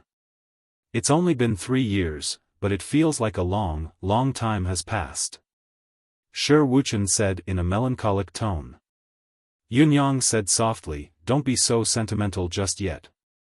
Those two equally famous heaven cripples of yours are really going to be crippled soon." Shi Wuchen turned to look and saw that Lan Ruojuan and Ren Qingquang were at a complete disadvantage in the field. The three people who had attacked were still unruffled, the shadows of green celestial luck banners glinting faintly on their sleeves and collars as they moved. All of them belonged to those with the middle-class celestial luck banners. Shi Wuchen pressed a hand on the hilt of his sword and said softly, "I want to save them." His tone was soft, but it was filled with determination. It sounded more like a notification than a request for Yunyang's opinion. Yunyang reached out to press on Shi Wuchen's hand and shook his head slowly. "Don't be impatient. We still have to wait a little longer." "Wait a little longer?" Shi Wuchen was perplexed, and subconsciously retorted, "The battles strong and weak are clear now. Let's intervene while Renlan and his companions still have the strength to retaliate, and we can end this battle as soon as possible."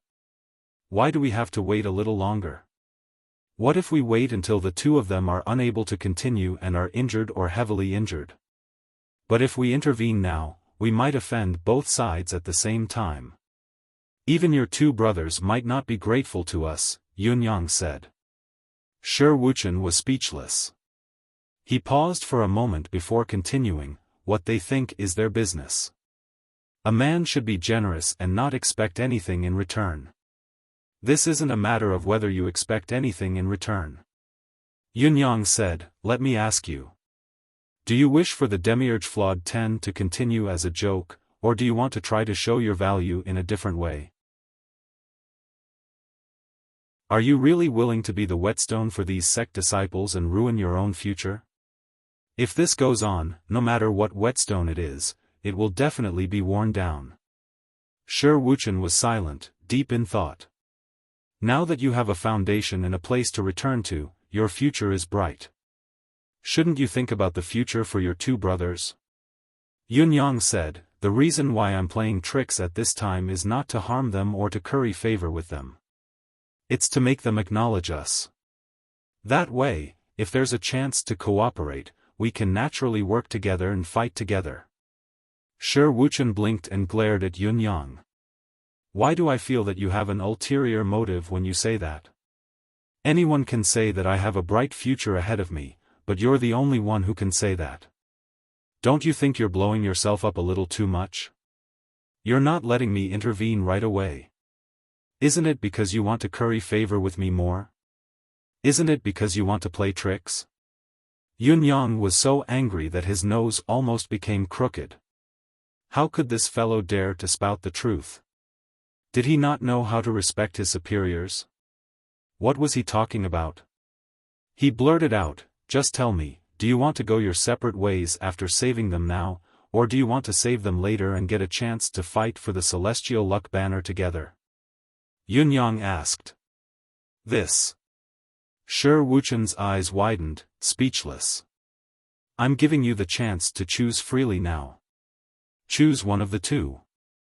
Yunyang said, insist on my scheming and the principle of never forgetting to repay kindness, or intervene now. It's entirely up to you. I won't interfere anymore. No matter what you choose, I'll do it with you. We'll advance and retreat together. Wuxia said quietly, if I can make them stay and do it together, that would be the best outcome, but...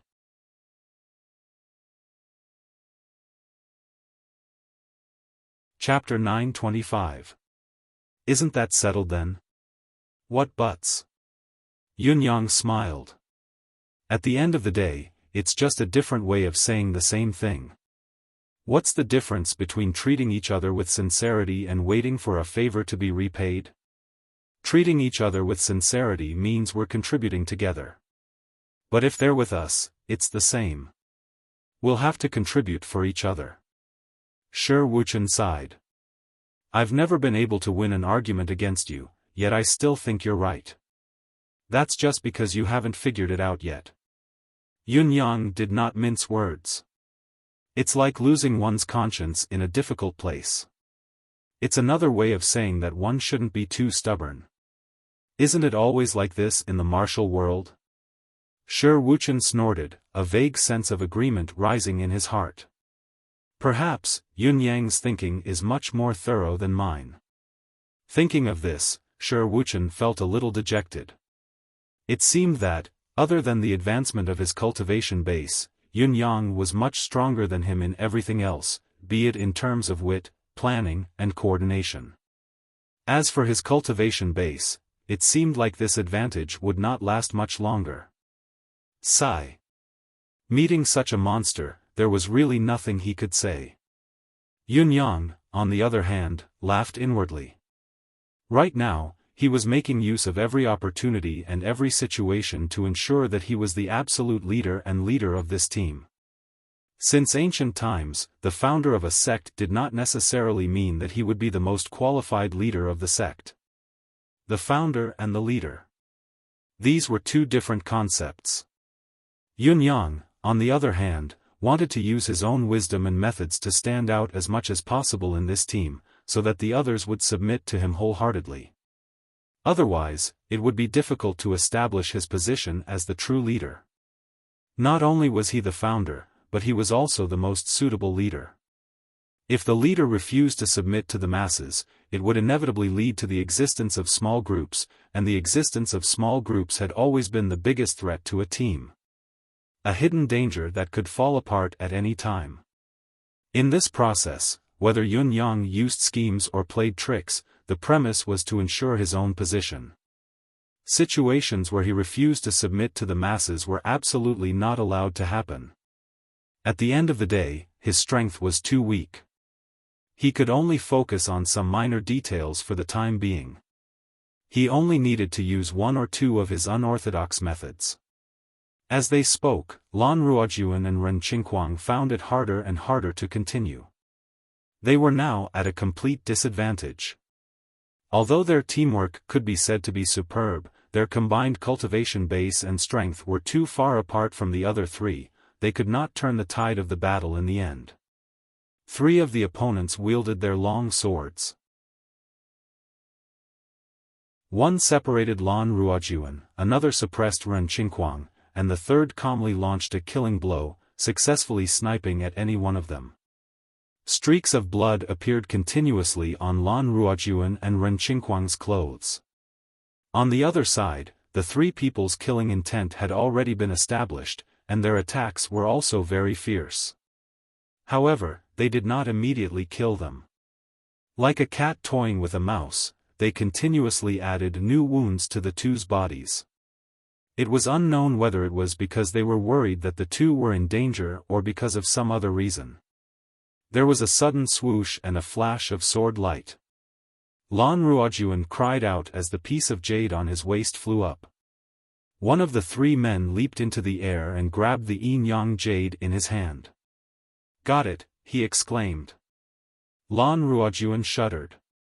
Ignoring the bloody hole in his waist, he suddenly let out a shrill howl.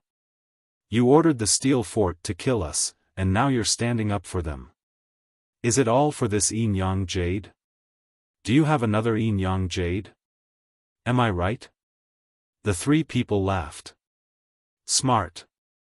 However, everything that happens after this jade has nothing to do with you anymore. No matter how precious it is, it's useless to the dead. Well said. It's not that easy for you to obtain the yin-yang qi of life and death from here. Lan Ruojuan's handsome face broke into a ferocious grin.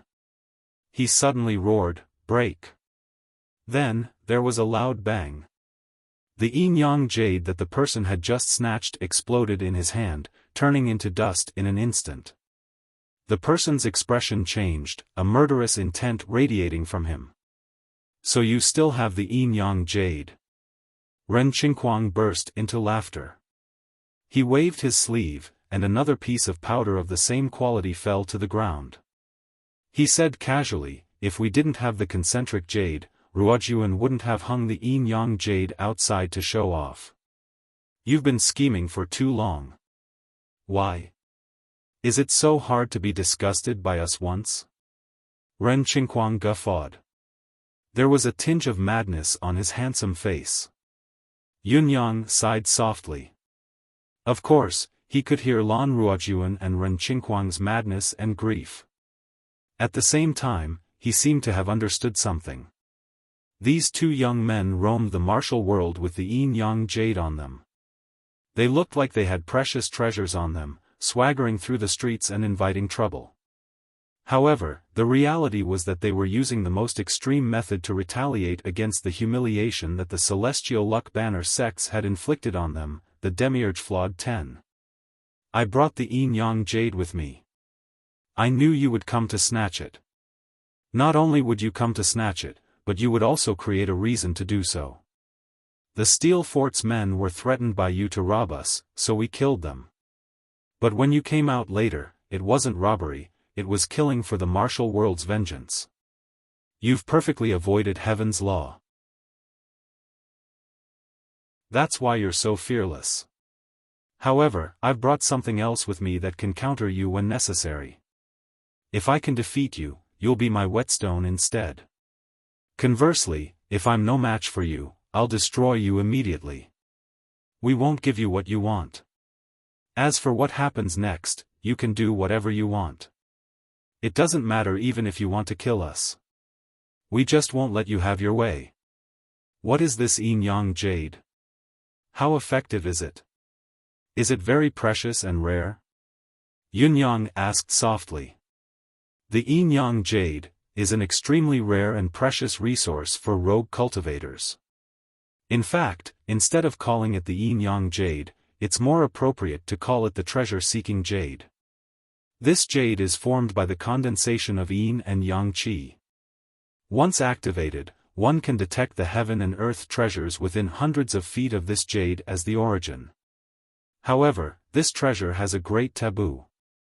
If two pieces of yin-yang jade are activated at the same time, they'll be destroyed at the same time.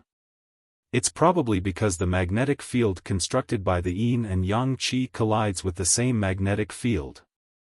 Yunyang asked with great interest, does it mean that there'll be a mutual destruction reaction as long as there's more than one piece of yin-yang jade? Shi Wuchen shook his head and said, it's not that absolute. For example, the sect disciples have another way to use it. Other than using one piece, it can be used by 3 pieces, 5, 7, or 9. As long as the number of pieces used is odd, not only will it not destroy the yin-yang jade, but it can also multiply the treasure-seeking effect. However, this method can only be used by disciples who possess the Celestial Luck Banner.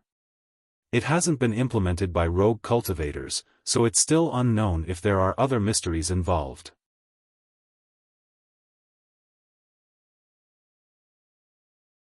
Chapter 926. No matter what, the yin-yang jade is a precious resource for rogue cultivators and sect disciples. The more, the better. This is what Lan Ruojuan wears on him. However, Lan Ruojuan seems determined to fight to the death. Otherwise, he wouldn't have worn the yin-yang jade on him. Shi Wuchen's eyes were filled with an inexplicable pain that he empathized with Lan Ruojuan. Yunyang sighed again. He had noticed this as well. Yunyang sighed softly and said, "There are indeed too many places in this world that are unfair to rogue cultivators. It's fine if the disciples of sects with celestial luck banners are unfairly compared to rogue cultivators," Shi Wuchen said with grief and indignation. "We are not insensible people. Other sects are awesome, but that's because their seniors have sacrificed so much. That's why their juniors have a higher starting point. We are not jealous, nor do we feel that it's unfair. We're just envious, and we see it as a goal. These sect disciples, on the other hand, have a higher starting point than us, yet they still suppress and humiliate us. This is what upsets us the most." Yunyang said slowly, "That makes sense. Yes, sect disciples have a higher starting point, but it's what they deserve because their seniors have sacrificed a lot. It's meaningless to complain about it. However, at the same time, if we put in more effort, our descendants will also have the same starting point. We can choose not to bully others, but we can't be bullied by others." Shi Wuchen's eyes brightened abruptly as he said solemnly, "Yes." The battle in the field escalated once Lan Ruojuan and Ren Qingquang's yin yang jade shattered. The three middle-class celestial luck banner disciples' wishful thinking had been foiled. Not only did they not gain anything, but they were also hurt. They attacked furiously, no longer playing around like before. Ren Qingquang and Lan Ruojuan, on the other hand, showed no fear in the face of the intensified attacks. Instead, they laughed heartily and fought back with all their might. "It's always a pleasure to disgust you bastards before I die." Ren Qingquang laughed heartily. Although there were many wounds on his body that bled profusely, he was still unconcerned. Lan Ruojuan guffawed as well. With a crack, one of the men's green robes fluttered and his palm glowed with green light as it landed on Lan Ruojuan's back. He said coldly, "If that's the case, all of you shall die together." Lan Ruojuan still had room to evade this blow, but he chose not to. He took the blow with his back and swung his saber backhandedly, piercing the man's chest and exiting through his back. He spat out a mouthful of blood as he laughed maniacally. "A real man should die. I've been a whetstone for so long, how can I not reap some interest?" "Well said." Ren Qingquang laughed maniacally as he charged through the rain of swords and sabers. He swiftly chopped off the head of the man who had been stabbed in the chest. The first to fall was one of the three disciples with the celestial luck banner. Lan Ruojuan had taken a solid hit, so his injuries were naturally severe. In order to kill his target, Ren Qingquang had braved the attacks of the other two celestial luck banner disciples and charged over. Although he managed to land a hit, he was already covered in wounds and scars. Ren Qingquang's flesh and blood splattered everywhere, but he was still guffawing at the sky. "I'm not blessed by the celestial luck banner, but if there's a next life, I'll fight you to the death. I've reaped some interest. It's not enough, but it's a consolation." Ha ha ha, both of them guffawed at the same time. The other two roared furiously, the swords and sabers in their hands flashing even brighter as they slashed at Lan Ruojuan and Ren Qingquang's vitals like lightning. Lan Ruojuan and Ren Qingquang watched as the lethal blades came, but their expressions were calm and amicable as they faced the swords and sabers that were flashing with blood. They roared in unison, "The heavenly Tao is heartless, I'll destroy the celestial luck banner in my next life." Ha ha ha. Suddenly, a stunning saber light flashed and cut off the blades of death. A voice rang out, "Since you have such intentions, why bother about the next life? The Demiurge Flawed 10 isn't just the two of you." With two clangs, Shi Wuchen's life-saving saber parried the two men's lethal blades, but his body swayed violently. Green flashed across his face, and a trickle of blood flowed from the corner of his mouth. He stood in front of Lan Ruojuan and Ren Qingquang, not taking a step back. "Shi Wuchen." The two men on the other side retreated as well, shouting, "Shi Wuchen, you can't even protect yourself, and yet you dare interfere with the Emerald Cloud sect's affairs? You must know that there's a price to pay for sticking your neck out. Shi Wuchen guffawed. What Emerald Cloud sect? In my eyes, it's just bullsh*t. Lan Ruojuan coughed and guffawed. That's right, that's right. Shi Wuchen, your words are exactly what I want. Killing intent flashed in the eyes of the two men from Emerald Cloud sect as they said in a low voice, 3 of the Demiurge Flawed 10 are destined to be gone today. Since you, Shi Wuchen, are so loyal, it would be a pity if I don't fulfill your wish. Before his voice echoed in the air, another flash of saber light appeared behind his head. This piercingly cold blade light was incredibly fast, so fast that it was difficult to describe. Before that person could finish his sentence, his head had already flown into the air with a soft thud. After cutting off his head with one slash, the saber light did not lose its momentum as it moved on to the other man's shoulder and slashed into him. If that's the case, I'll take more interest. While Shi Wuchen rushed out to save the man, Yun Yang had already transformed into the wind and snuck in through the gap, hiding behind the two men, waiting for the right moment to strike. When the two men had their full attention on the uninvited guest, Shi Wuchen, they naturally did not notice that there was someone waiting behind them. Furthermore, Yun Yang's powers were beyond their understanding. Caught off guard, the first person was decapitated by Yun Yang's saber and lost his life in the blink of an eye. However, these two men were high-level saint-level cultivators after all. Yun Yang's full force slash had already exhausted its strength when it chopped off one man's head and cut into the other's shoulder. It had only gone a few inches into the flesh, but he could already feel the strong resistance from the bones. Even if he continued to slash downwards, he could only chop off his target's shoulder, he could not go any further and slice his opponent in half. The man with the severed arm howled in agony as he swung his saber back in a frenzy, slashing at Yun Yang. However, it was as if he had slashed at the air, at the gentle breeze. Shi Wuchen raised his saber and charged forward. Kill! Lan Ruojuan mustered the last of his strength and hollered, awesome! Kill! Ren Qingquang's eyes gleamed as he roared, kill! Kill every last one of them! The 3 men in front and the one at the back attacked with all their might, surrounding and killing from all directions. The saber light and the sword shadow almost formed a flawless silhouette of the saber and the sword. Blood splattered everywhere. I've rejected 7 to 8 meetings in this year, and the leaders of the Writers' Association are already very displeased with me. I can't handle the consequences if I don't participate anymore. They called me out for this meeting. I'm helpless as well. I can only blame myself for not preparing a draft beforehand. This is my fault, I'm lazy, I'll reflect on it. Sigh. I'm King bad-tempered. When I finally get to write more, I can't even keep my hair in the doghouse, and I'll just post it all in one go, I'm at a loss at the last minute. Before this meeting, I even wrote 4 chapters for 2 consecutive days.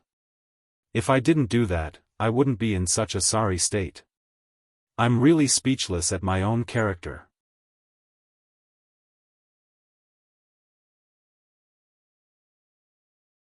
Chapter 927. The remaining disciple of the Emerald Cloud sect let out another inhuman howl. Shi Wuchen's sword pierced his forehead, Lan Ruojuan's saber pierced his chest, and Ren Qingquang's sword sliced open his stomach. Behind him, Yun Yang's 3 consecutive slashes were all aimed at the vital parts of his neck. Clang, clang, clang, each slash was aimed at his neck, but it was as if he was slashing at steel. It was not until the 3rd slash that the head was finally chopped off. Before the man died, he howled and stabbed his saber in an almost aimless manner. Coincidentally, it pierced Shi Wuchen's right shoulder, the tip of the saber protruding from the back of his shoulder. The headless corpse swayed for a moment, then suddenly fell forward. The 4 of them heaved a sigh of relief at the same time. Lan Ruojuan and Ren Qingquang plopped down on the ground and laughed maniacally. That felt great. Thank you, thank you. Without any further movements, their eyes rolled back and they fainted at the same time. Their movements were unexpectedly synchronized. Go! Quickly! We can't stay here for long. Yunyang did not waste any more words and carried the two men on his back. Shi Wuchen pulled out the saber from his shoulder and kept it in his spatial ring with a grunt. Yunyang turned around and took all the spatial rings from the three Emerald Cloud sect disciples' hands. Only then did he retreat swiftly into the dense forest.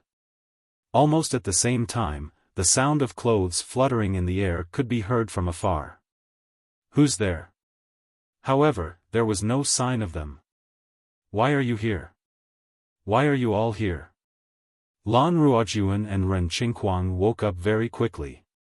Once they were awake, they looked at Shi Wuchen and the first words that came out of their mouths were exactly the same. You first. You first. They spoke in unison once more.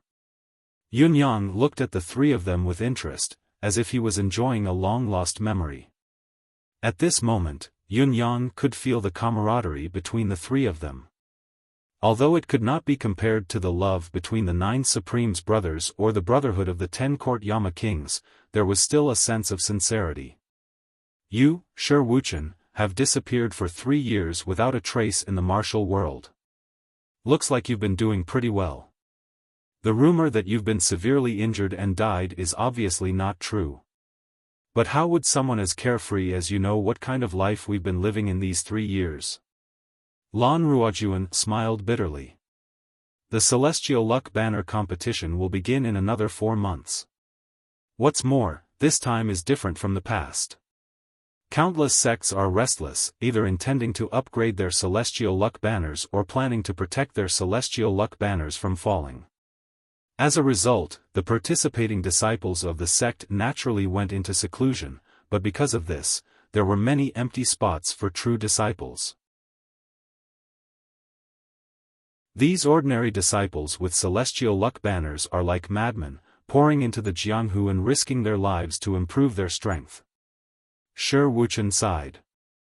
There was no need for him to continue listening at this point. As the saying went, a small clue would reveal a big picture. He already knew about his brother's recent encounters. The 9 whetstones had been left here for a long time. How could the disciples not pounce on them in a frenzy? They had to create every opportunity to defeat the Demiurge Flawed 10 and obtain the qualification to become a true disciple. This was laid out before them, something that did not even need to be guessed. Looks like you guys haven't had a good time recently. Shi Wuchen sighed. It's more than that. The two of us are always together, so our situation is still better. Shi Wuchen gets beaten up 3 times a day, it's a common occurrence. He can't avoid it no matter how hard he tries. That fellow Ping Xiaoyi is usually cautious and doesn't easily get into fights with others, but somehow, he got into a head-on confrontation with a sect and poisoned a dozen of their disciples to death. He's already a target for all. Luckily, he did it for a reason. After killing them, he immediately fled thousands of miles away, fleeing for his life. His whereabouts are still unknown. Shi Wuchen was surprised. This fellow usually speaks softly, but his killer is so ruthless. You really can't judge a book by its cover. It's good that his whereabouts are unknown, no news is good news. There's always a ray of hope. What about the others? Lan Ruojuan sighed sadly. Most of the others have the same experience. Perhaps it's even worse. Yunyang asked curiously, why were the 10 of you chosen as whetstones back then? Don't they have their own standards? What kind of standards did they use to make you whetstones? There has to be a reason for this, right? Lan Ruojuan said sadly, there's something you don't know, brother. Among the 10 of us, there were a few who were once disciples of Celestial Luck Banners, including Wu Menghuan and Tai Qingcang. Strictly speaking, they're still disciples of Celestial Luck Banners now. However, less than half a year after they were apprenticed, the Bound of Universes sect tournament happened. Unfortunately, their sect was defeated and replaced by those who entered later, eventually being demoted. Both of them had already been selected as true disciples, but the elders of their sect all died in the battle. Since then, the sect only existed in name, and they had no choice but to wander the martial world. As for the others, they were either framed by others in their sects, ostracized by others, or for some other reason, they were forced to leave their sections. Then, there were rumors that we were born to be whetstones. Yunyang was dumbfounded. Born to be a whetstone? There's such a saying?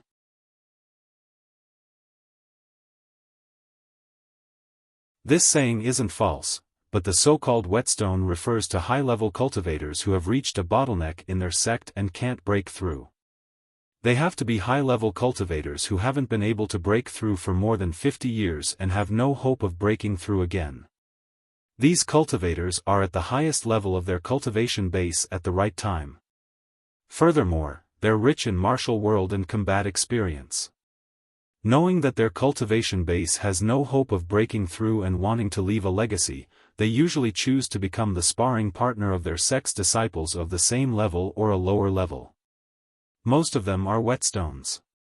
In fact, there's no lack of such disciples in sects, clans, and families. The existence of whetstones can't go unnoticed as they provide an excellent ladder to ascend the sect's lower-level disciples with good aptitude.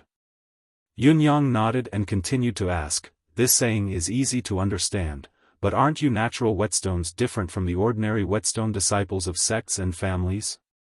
Ren Qingquang chuckled humorlessly and said, "Of course there's a difference. It's almost a qualitative difference. Rumor has it that the natural whetstones can reach the advanced level very quickly at each level and stay for a period of time to digest. This period of time is called the time of sharpening, or perhaps it's more appropriate to call it the time of whetstones. When facing people like us, the pressure that cultivators of the same level can feel is the highest among those of the same level. This way, the so-called best whetstone is born."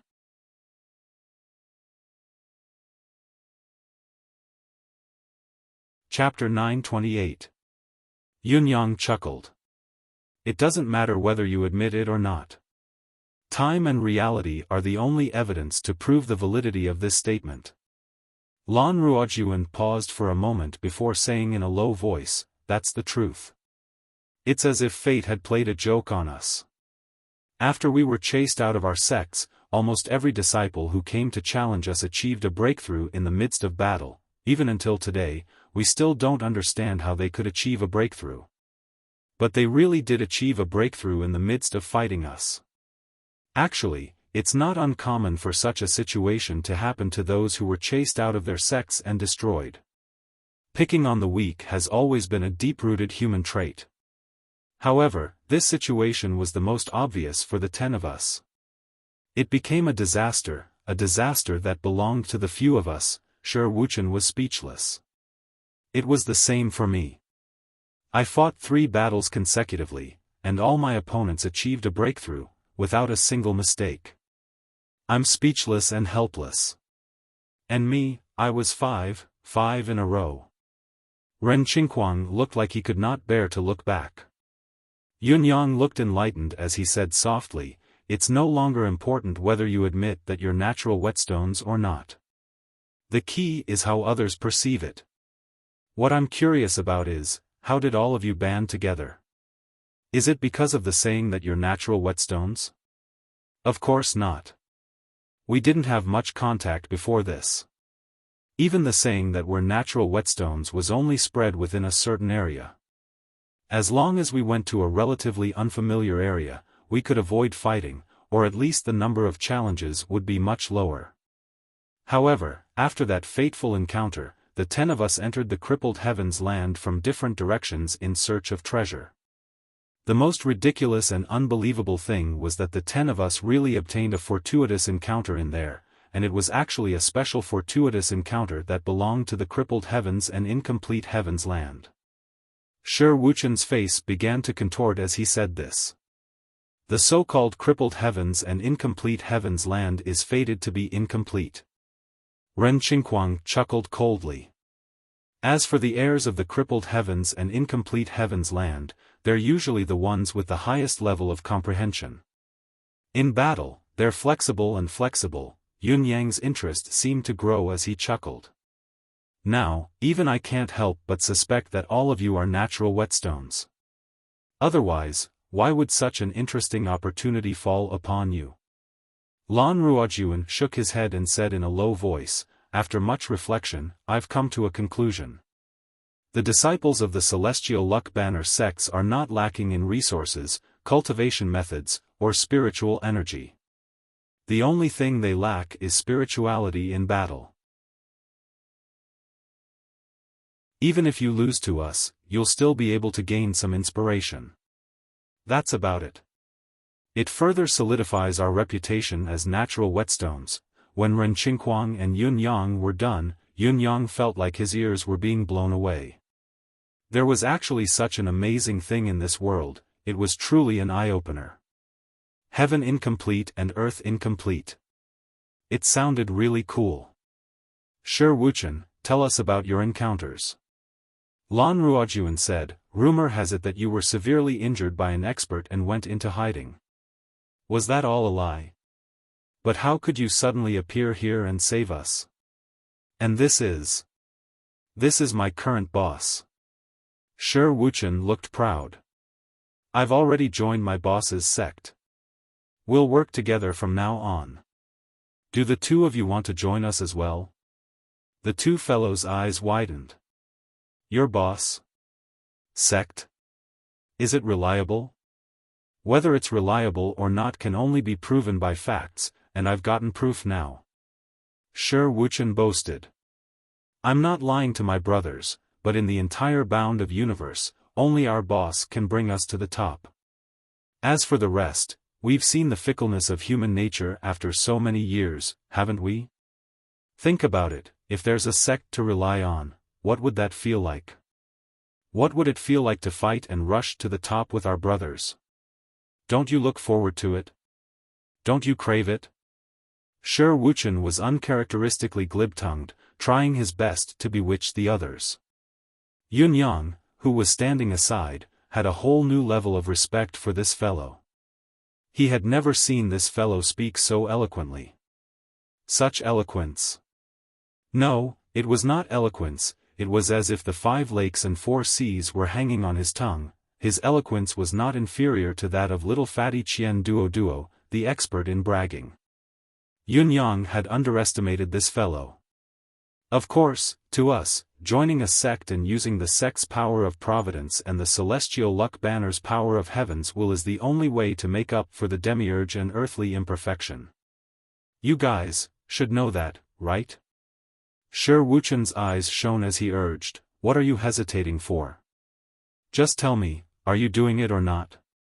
Lan Ruojuan said hesitantly, but you're like a liar now, no different from those rumored liars who specialize in talking in crowded places. Ren Qingquang nodded repeatedly as he stared at Shi Wuchen suspiciously. This fellow, could it be that he had been possessed by someone? Judging from his words, he was obviously a wily old fox who had swindled the entire martial world.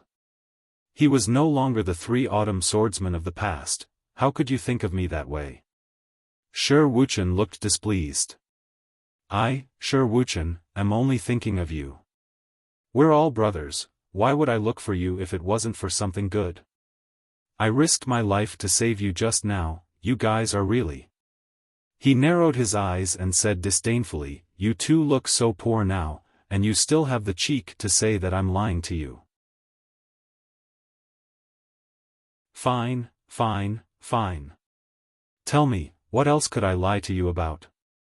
The two of them thought about it and realized that his words made a lot of sense. They were penniless and penniless now. What else could he lie to them about? Lan Ruojuan looked at Ren Qingquang and said hesitantly, we don't have anywhere to go now. I wanted to die in battle today, but I didn't manage to. Ren Qingquang was hesitating as well. Should we follow Shi Wuchen, for a while? It was obvious that both of them were hesitating. Shi Wuchen was furious, feeling like he had lost face in front of his new boss. He had tried to hoodwink his two lackeys, but they had failed. How embarrassing. Sigh, forget it, I won't force you. Shi Wuchen looked disappointed. Go do whatever you want. My good intentions have been treated as ill intent. No, brother Shi, we'll do it. Lan Ruojuan said hurriedly. We'll do it. Ren Qinghuang was also afraid that there would be no more opportunities like this one. Even if he was cheated, it was worth it to be cheated by his own brother. Are you really going to do it? Don't force yourself, what if I'm really lying to you? We'll do it. Then swear to the heavens, swear to join the residence of 9 Supremes. Shi Wuchen cut to the chase. As long as the heavens acknowledge us, we brothers will really be trapped together, sharing the same fate of life and death. If we die together. If we go up together. We'll do it to the end.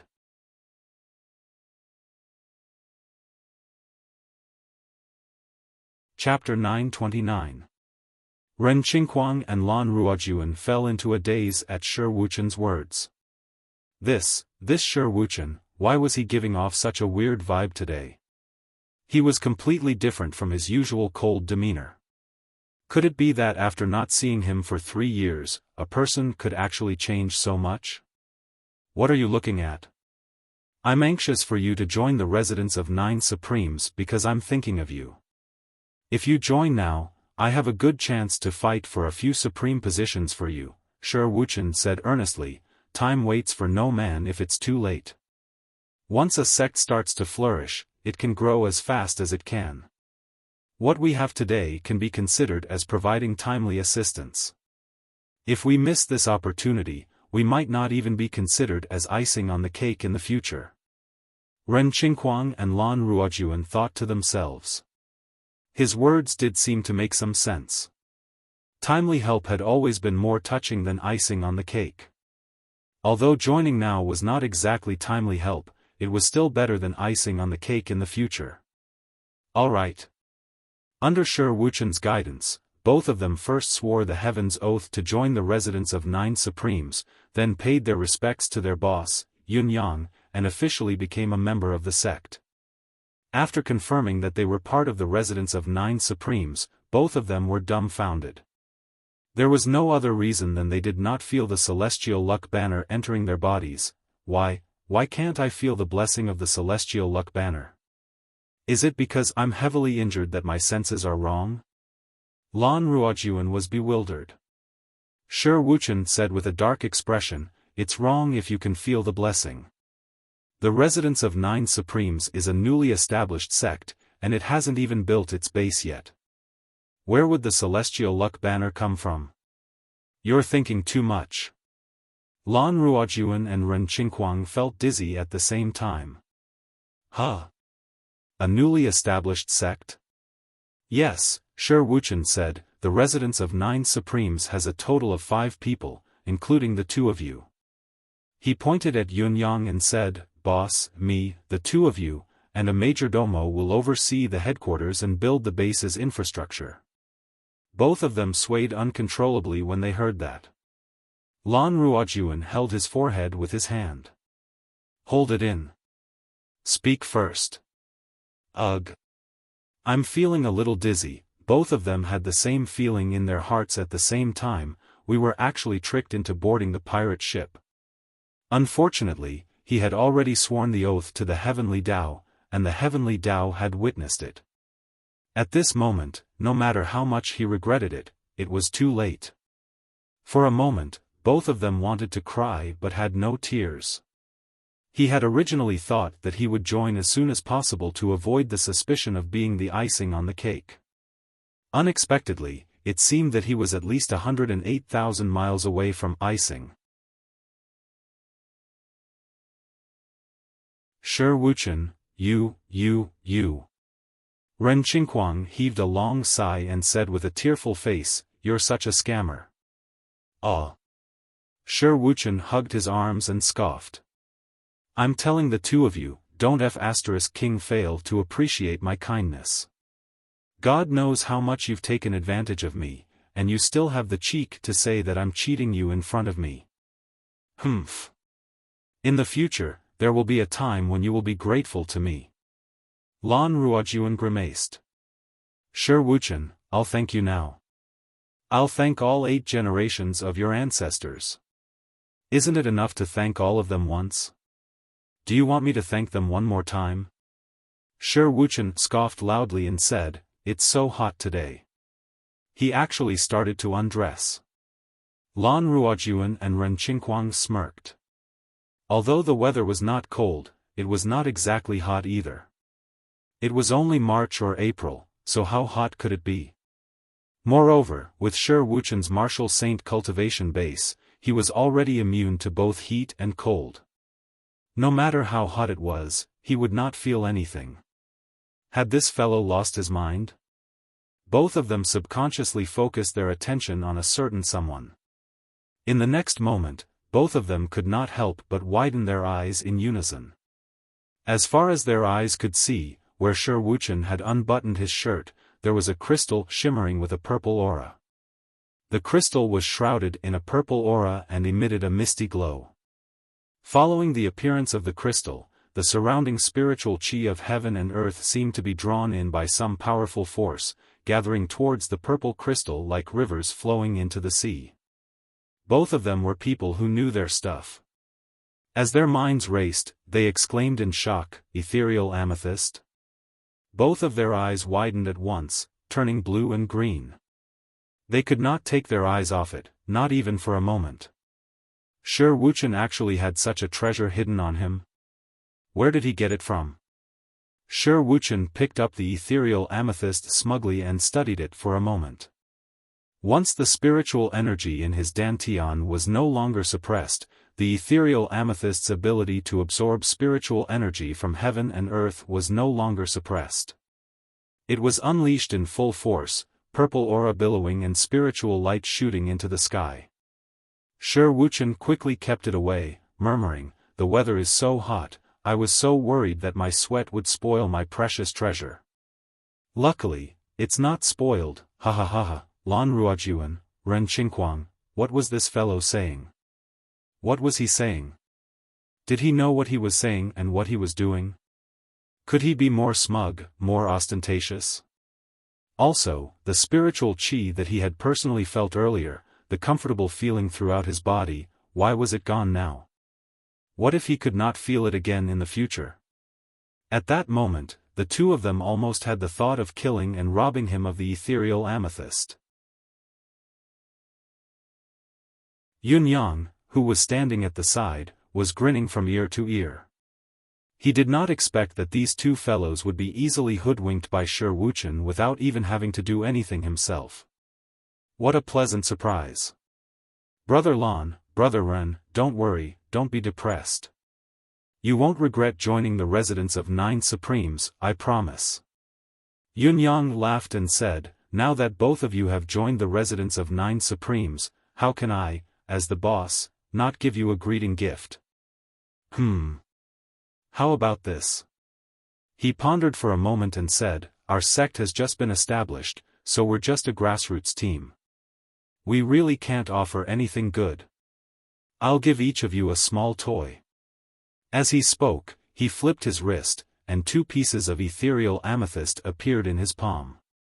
Violet chi surged. The spiritual chi was like a tidal wave. The suffocating feeling of the spiritual energy that had been lost only to be seen again made both of them feel a surge of emotion, unable to move their eyes away. Their throats were dry and their breaths were short. They could only stare at Yun Yang with wide eyes, waiting for him to continue. Yun Yang did not take it too far and did not hold back anymore. He grabbed both of their hands affectionately and gave each of them a piece of ethereal amethyst. Only then did he say, brothers, please don't mind the meager gift. From now on, we'll all be in the same pot, sharing blessings and suffering together. Let us work together to build the residence of 9 Supremes' glory. Until the ethereal amethyst was in their hands, right in their palms, truly nourishing their meridians. Both of them still thought that they had not woken up from their dreams. The ethereal amethyst. The bound of universe divine item that had only been passed down in legends. Just like that, it fell into his hands so easily. Happy Mid-Autumn Festival, everyone. You're tuning into the Xiaofan's Wuxia Tales YouTube channel. Don't forget to subscribe and join us on this journey to catch the most captivating stories.